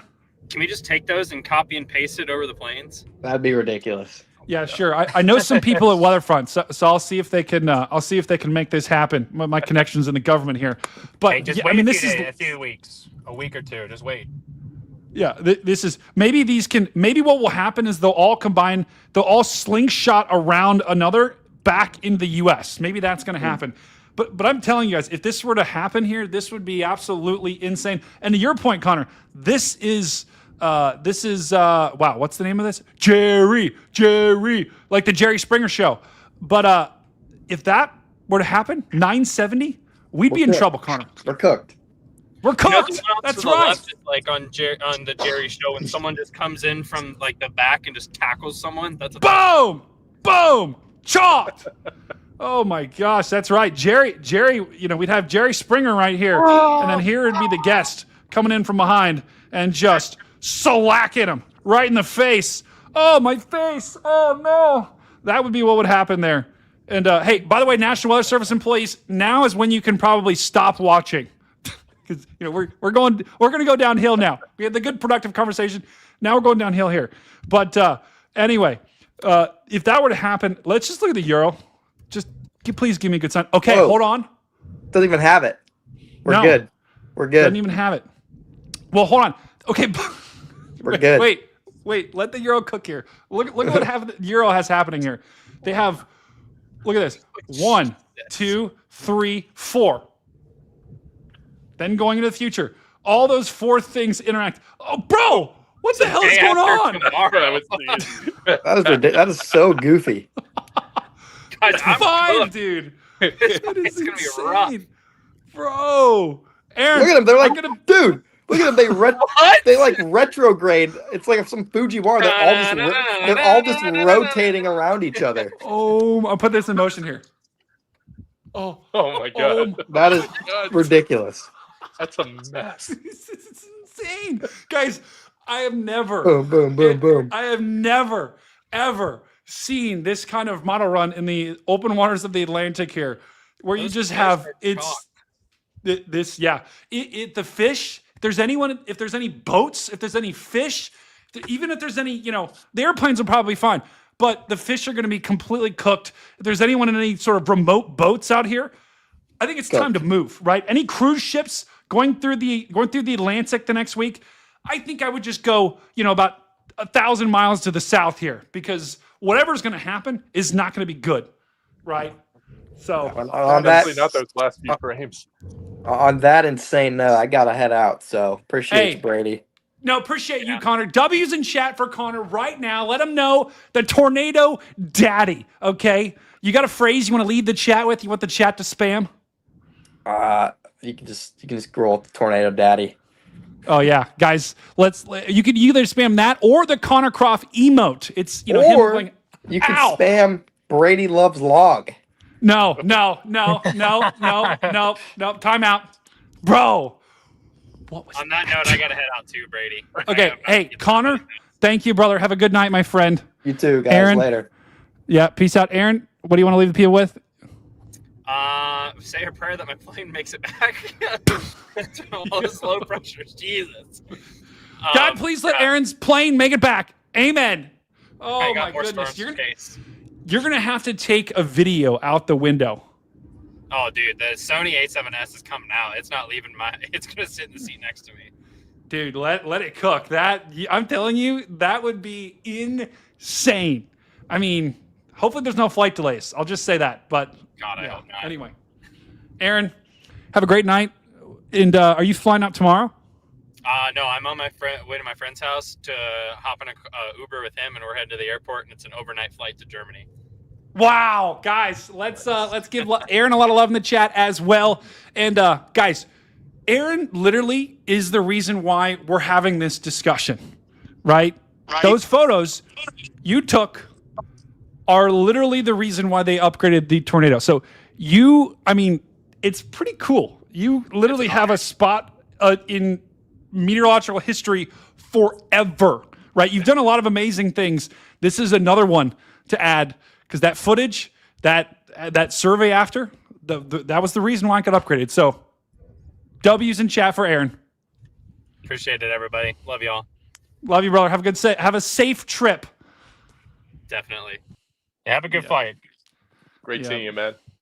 Hey, now it's just you and me and you, other you.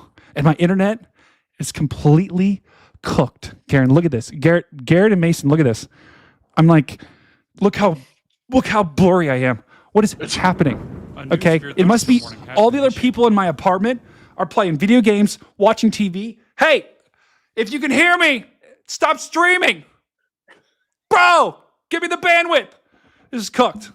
Bro, the chat has officially entered chalked mode. People are saying safe travels, Aaron, but people are also saying beaver emojis. The beaver emojis are starting to come out. Do you know what? The chat is starting to become unhinged on this Friday night. The other thing that just happened, Garrett and Mason, is we have a new tropical system as well that just got upgraded yesterday.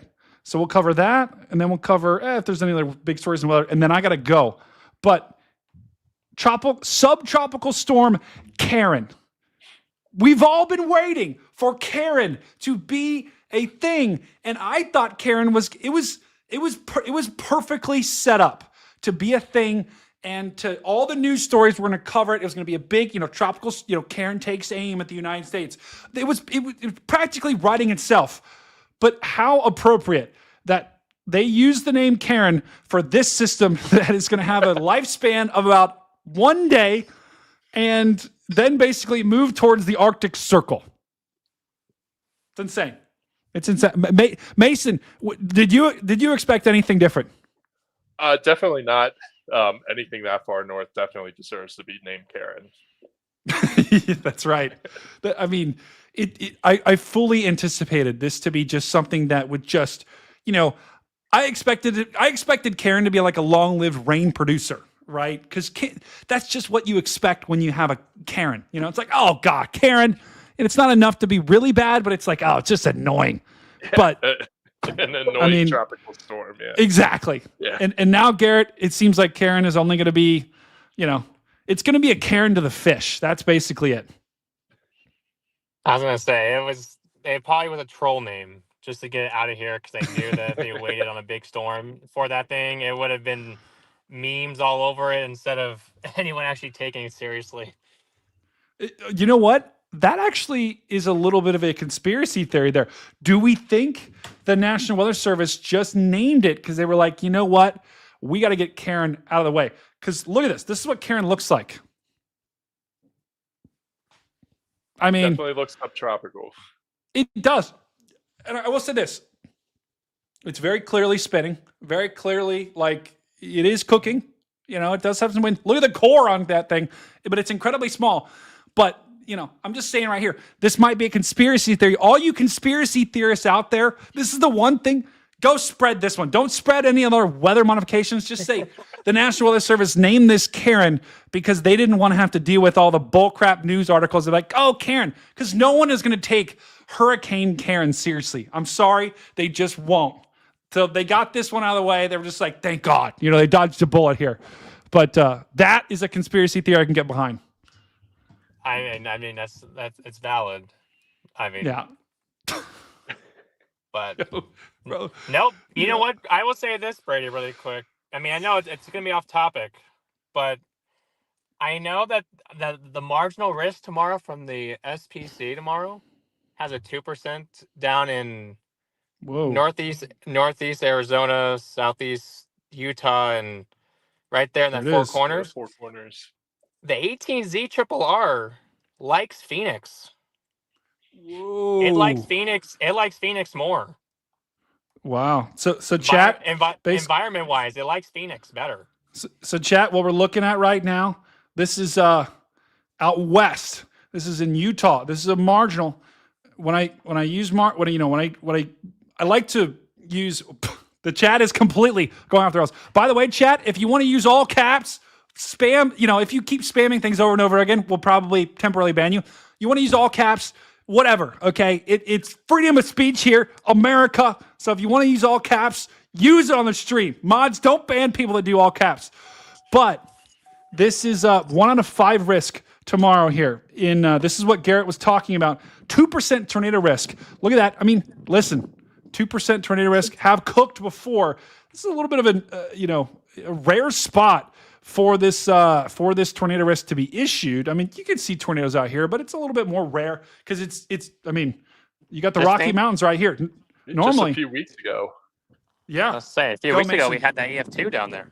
Mm-hmm. Yeah, I mean, and it can happen this time of year, right? Especially if you get some tropical systems that spin up here. It can happen, but still, it's. This is not Tornado Alley by any means, but tomorrow, Saturday, you do have this tornado risk, this pretty small tornado risk in pretty rural areas. But what Garrett was just saying is it's liking, some of the models are liking Phoenix a little bit more here. Let me just take a look at this. Let's just dabble in this. Let me see if I can show you. I don't know if you can see that on my computer. Actually, no, you cannot. It's too difficult. You can? Yeah. I love that Hodo. Ooh, now you're talking dirty to me. Like the Hodo. Give us a description of the Hodo. What are we looking for on that thing? Look at that turning the clock of winds with. Just look at that. Just look at that beauty right there. I mean, the Supercell numbers are bullseyeing down here too. Look at that. Oh wow. I mean, now you're really talking dirty to me right now. Oh my goodness. And it paints a supercell down there. Wow. Yeah. Yeah. Here's the HRRR right here, guys. This is what Garrett was talking about. This is for Saturday morning. Wait. Let's see if this is the latest one. It's not. Let's go to 18Z here. Let me show you. So this is the morning. Looks like the morning here in Arizona. It's like a little, moist, wet. We like that word here on this show. But that, just this big plume of moisture surging northward. Am I right? Like, literally, I have not looked at any models for tomorrow, so this is just an initial analysis. Okay, there it is. I was going to say, the morning's going to start off wet. That is not the severe weather. But then as we go into about midday into the afternoon, there it is. Little bit of supercells that pop, right, Garrett? Yeah, they're starting. I'm down here because I flew home. I had an event this weekend, but I'm here because there's a moderate risk for flash flooding tonight. So I came down for that, and then I see that they put that 2% up there, and I'm like, gosh. But then I'm looking at the guidance, and I'm like, I kind of like that Phoenix area a little bit. Yeah, look at that, guys. Wait a second. I forgot where Phoenix is. There it is. We got this cell. Wow, look at this. We got the tail end Charlie here. Yep, right there. Look at it on the bottom. Yep. You get some dry air that comes in from the south and west tomorrow that kind of builds your instability, steeps your lapse rates. Hey, we like that. Guys, it had over 103 Cape down there, too. Dry air is the... wait a second. I'm trying to see if this thing has upper air. Does it have This moisture? is the tropical remnants of Priscilla, right? It is Priscilla, so. yes. Yeah. Priscilla, I like that name. And Raymond on Sunday down in southeast Arizona. I like that name, Priscilla. I'm trying to find the upper air to see if I can find... let me look at the... let's look and see if we can see it on the satellite. I'm seeing if we can see the dry air on the satellite here. Oh, my. Okay, hold on. Let's go to CONUS. Yikes. Guys, we're getting to the point where I'm starting to get chalked. It's all right. I just wanted to mention that, just like if they throw a little marginal 2%, I've been down there. I kind of have my bullseye. I'm watching that area down there. Outside outside the marginal risk. Here's that dry air. I think this is the left. I'm guessing. I think this is the leftovers of Priscilla that's pushing onshore. That's going to be your big moisture plume, and you can see some of the dry air starting to work its way on the southern side. So that's that dry air that we were talking about. And you guys remember Milton, right? This is not going to be a repeat of Milton by any means, right? But dry air sometimes can be a catalyst for tornadoes, right? Because sometimes things can be too moist, right? Dry air can allow those cells to be more isolated. When those cells are more isolated, sometimes they can get it going more. They can utilize the environment more. That's what could happen tomorrow. So maybe an isolated tornado. And Garrett, are you going to be live chasing that tomorrow? I'm going to be live chasing this evening on this moderate risk. Right. I'm going to be with my dad's coming with me tonight. Whoa! Got the pops out for the chase. Yeah, I might have to take him. I might have to keep him hostage and keep him tomorrow too, because then if there's actually going to be a supercell. I missed the last outbreak of supercells down in Phoenix. I was mad. I was out in the Midwest. I flew out to go look at places to move to, and yeah, because aren't you based? You're based out in Phoenix, right? I'm based out of Prescott, which is north of Phoenix by an hour. Okay. This is the home turf. Yeah, you got to protect the home turf, brother. You got to own that. You got to, like Mason's like, he's owning Colorado. He's like, stay away. Stay away. For long. Well, yeah, that's where are you moving in, Mason? I'm looking at Missouri. Oh, okay. Hey, what about Ohio? There's a lot of stuff happens in Ohio, Oh, I just want to be like kind of in the epicenter of everything. So it's short. Well, Ohio is. Listen, I could use you on our hockey team and on our basketball team. So just I can't think skate, about dude. it. Hey, I can work with that. But anyway, Garrett is going to be chasing this flooding tonight with his dad. I don't know how you got that to roll here, because if I told my dad to chase with me, he'd be like, no. Is there golf involved? And he'd be like, no. No, he wants to come out of the Midwest, but chase with me out there. I just have to work with him. I'm assuming going to be moving out there pretty quick, actually, probably. So I'll be stationed out there, and next year he will be with me and my grandparents. They're going to come with me next year for a week chase as well. That is wild, dude. I think my grandparents are watching the show. Grandparents, if you're watching the show, I'm putting you in a car. I'm taking you storm chasing. Okay, if you're in the chat, grandparents, let me know. Now's the time. Come out of the woodwork. Hey Brady, any chance we can get the Harris brothers out chasing next year? Whoa, the Harris dude. There is no chance that my brother goes chasing with me. There's zero chance. So just say, whoa, you're saying you. Brothers. You're saying you. Yeah. That's Yeah, right. me.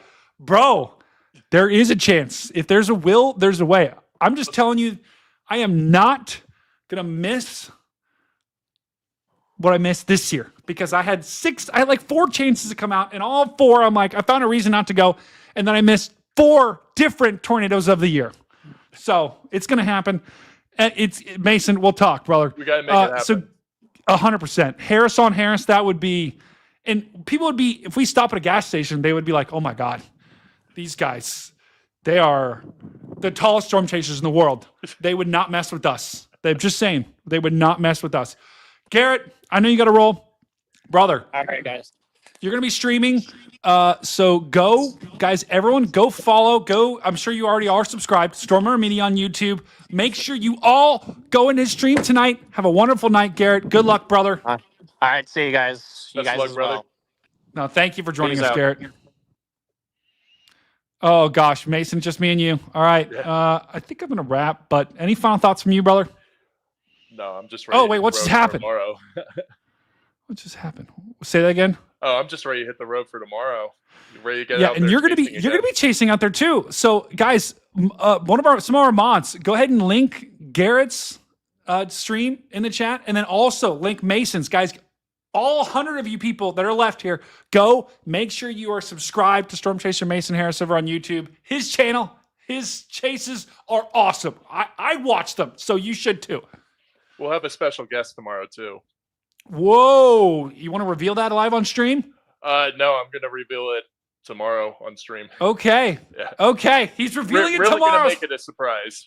Hey, so you got to build up. Who knows who's going to be on stream tomorrow? You're going to have to check it out. There's people that suspect, but Bill, no. Okay, all Probably right. not. Well, Mason, brother, good luck. Dude, thanks for having me. This has been a Thank blast. you. Thank you, guys. W's in chat for Mason. Let's chat. Let's let him hear it, okay? Let's let him hear it. Let's spam. We love Mason. He's a fellow Harris brethren in the chat. Repping that last name well. Thank you, brother. Likewise, Good brother. night. You too. Yep. Guys. Oh. Thank you for joining us tonight. Okay, chat. We're in the Cat 5 Command Center, having my coffee, which I can't pick up. Kind of cooked here. Let's just do a quick chat check-in right now. We got the chat power rankings right now. Let's see who's at the top of the chat power rankings. Wow. Coming in first here, Carly, our awesome mod from the United Kingdom. First place, Erica. She's tied. We got a 1, 2, 3, 4. We have a 5-way tie for first place. That's never happened. Ever. Oh, no. My graphics just broke. What just happened? I just created this graphic yesterday. Oh, I forgot to. There we go. We're back. Okay, we're back. Erica, Mama G, Scott, and Bill all tied for first place here. Let's see who's in second place. Hold on.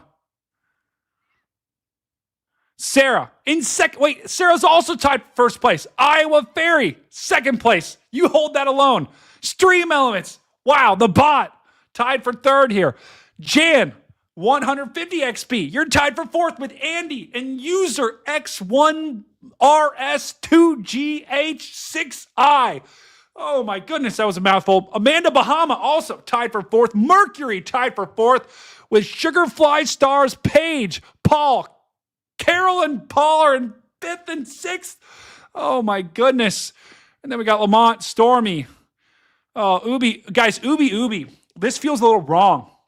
Because I think Ubi, plus we had some people tip as well. Ubi was he should probably be up higher. I'm just going to be honest. Ubi gave Ubi gave like 30 memberships. So massive W for Ubi in the chat. That is just crazy. It's a crazy stream. And we're going to figure out the super chats too. Guys, I don't know what was wrong with the super chats. We're working on some stuff behind the scenes. So maybe it was that. I hope the government didn't press the big red button and cooked us. I don't think they did, but you never say never here because they could have. I don't know. We're going to figure that out. So next stream, you're going to be able to super chat. But in the meantime, if you can't super chat and you wanted to, become a member or gift memberships. It's basically the same thing, right? And you can do it for a month. So if you want to give, also huge shout out to all of our existing members, all of our new members. You guys are awesome. Okay, we got those members scrolling along the bottom of the screen. All of you. We got Cindy, Colin, Midnight Fox, Robin, Sue, North Midwest Buzzsaw. That's epic. Julie, Steph, Randy. We got a bunch of members. So if you want to become a member, join our family. Because that's what we are, guys. We are one big family here. And if you are just joining us, here and you want to see the whole conversation, this was an epic episode. It was an epic installment of the big weather show. We had a lot. We basically had some of the most prominent storm chasers in the world, right? We didn't have everyone, but I tried to get as many people as we possibly could. We had Jordan, we had Brad, we had Garrett, we had basically Aaron. We had all just a huge representation. If you want to see that discussion on the EF5 tornado, go back to the beginning of the stream. That's where you'll see it. It was a great discussion, and it's a great time. Wow. One of my buddies is coming right now. I'm going to the Italian festival tonight, so kind of excited here. But it was an epic night. I don't think there's any other big weather stories right now. I will say, guys, actually, hold on. Let me see this layout. Let me see if this layout works. Okay, it does. This layout does work. I also created a new layout here. The last thing I'll say for our Carolina brethren, this is going to be a pretty impactful system this weekend. So if you do live along the Carolina coastline from South Carolina up through North Carolina, just get ready because you're going to have probably a day straight of heavy rain, and it's also going to bring some pretty wicked wind with it. So storm surge, not really.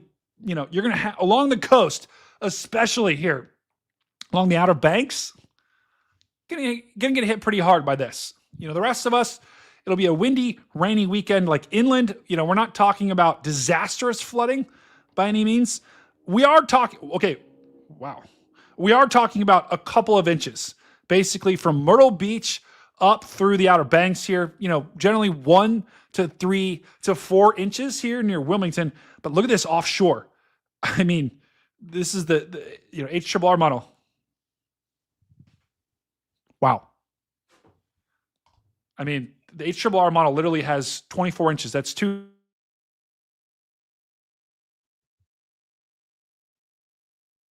So that just shows you, just be ready for a rainy weekend. I don't think this rain is going to make it on shore. We're not going to be talking about 2 feet of rain on shore. That's not what you should be getting from this. But the point is, a lot of rain and a lot of wind is going to fall and is going to blow and make it a pretty miserable weekend for those along the coast. That's the big stories. That is the big stories of the big weather show. Take a look at the chat. Chat right now. Let's take a look at the chat right now. What do you guys got going on tonight? You guys got anything fun going on tonight? And then I'm going to wrap.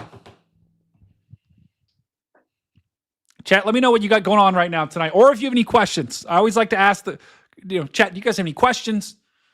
You want any weather forecast for anywhere specific? What kind of weekend are you going to have?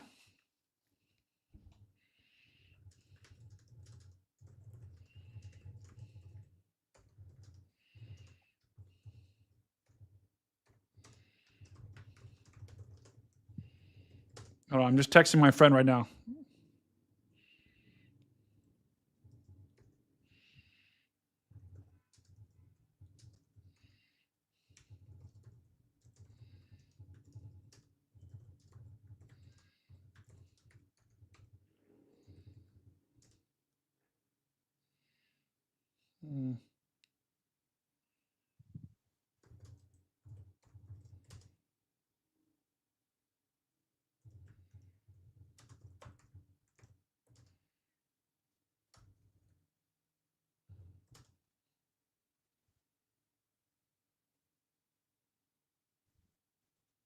Wow.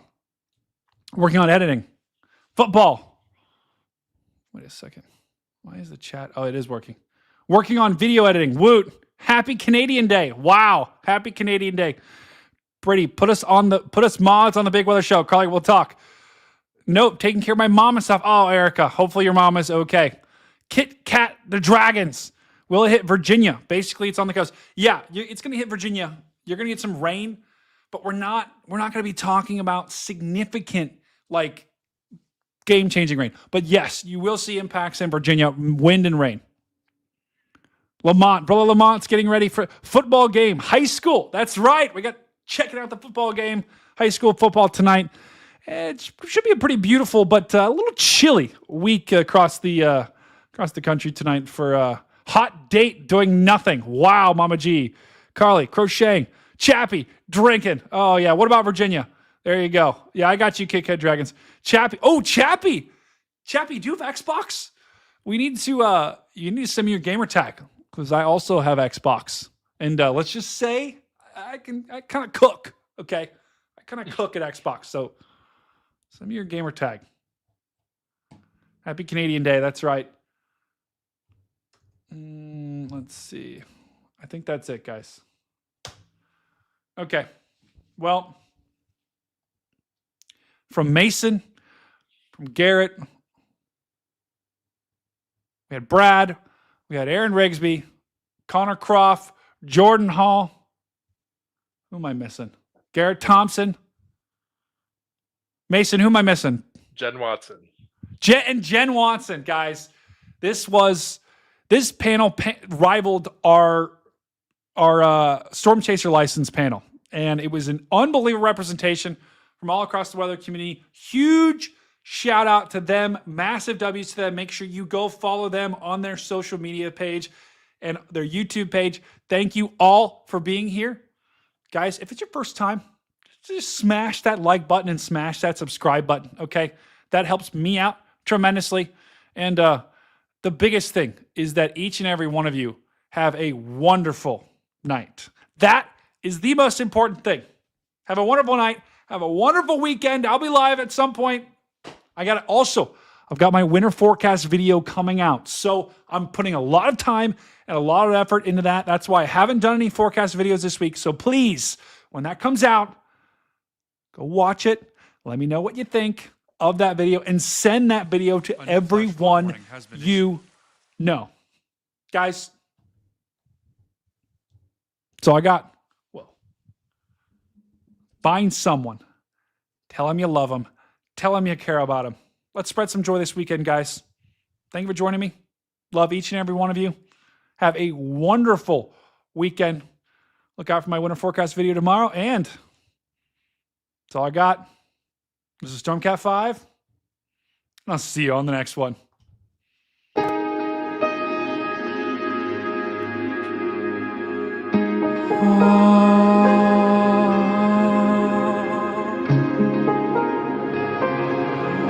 I call this the Song of Enderlin. The plains were still, the air stood tight, then the sky turned green in the fading light. A monster was formed where the cornfields bend and history changed. In Enderlin, sirens wailed, the clouds grew wide. In EF5, born with the devil inside. Chasers rolled with the lightning's call. Brad Arnold shouted, "We're catching it all." From the heart of the storm to the camera's eye, they face the beat beneath the night sky. Jordan and Connor and Mason too. Aaron and Jen and Garrett, yeah, they blew through. Connor Croft, he mapped the twisting flow. The rotation's so tight, yeah, we've gotta go. Jordan Hall called, we've got to breeze. The roar was louder than the ocean seas. Aaron Rigsby, he framed the shot through sheets of rain and chaos hot. Oh, Jen Watson's voice, it came calm and clear. She said, stay safe out there. It's shifting near. From the heart of the storm, the camera's eye, they face the beast beneath the night sky. And Jordan and Mason and Connor too, and Aaron and Jen and Garrett flew through. Time to harmonize.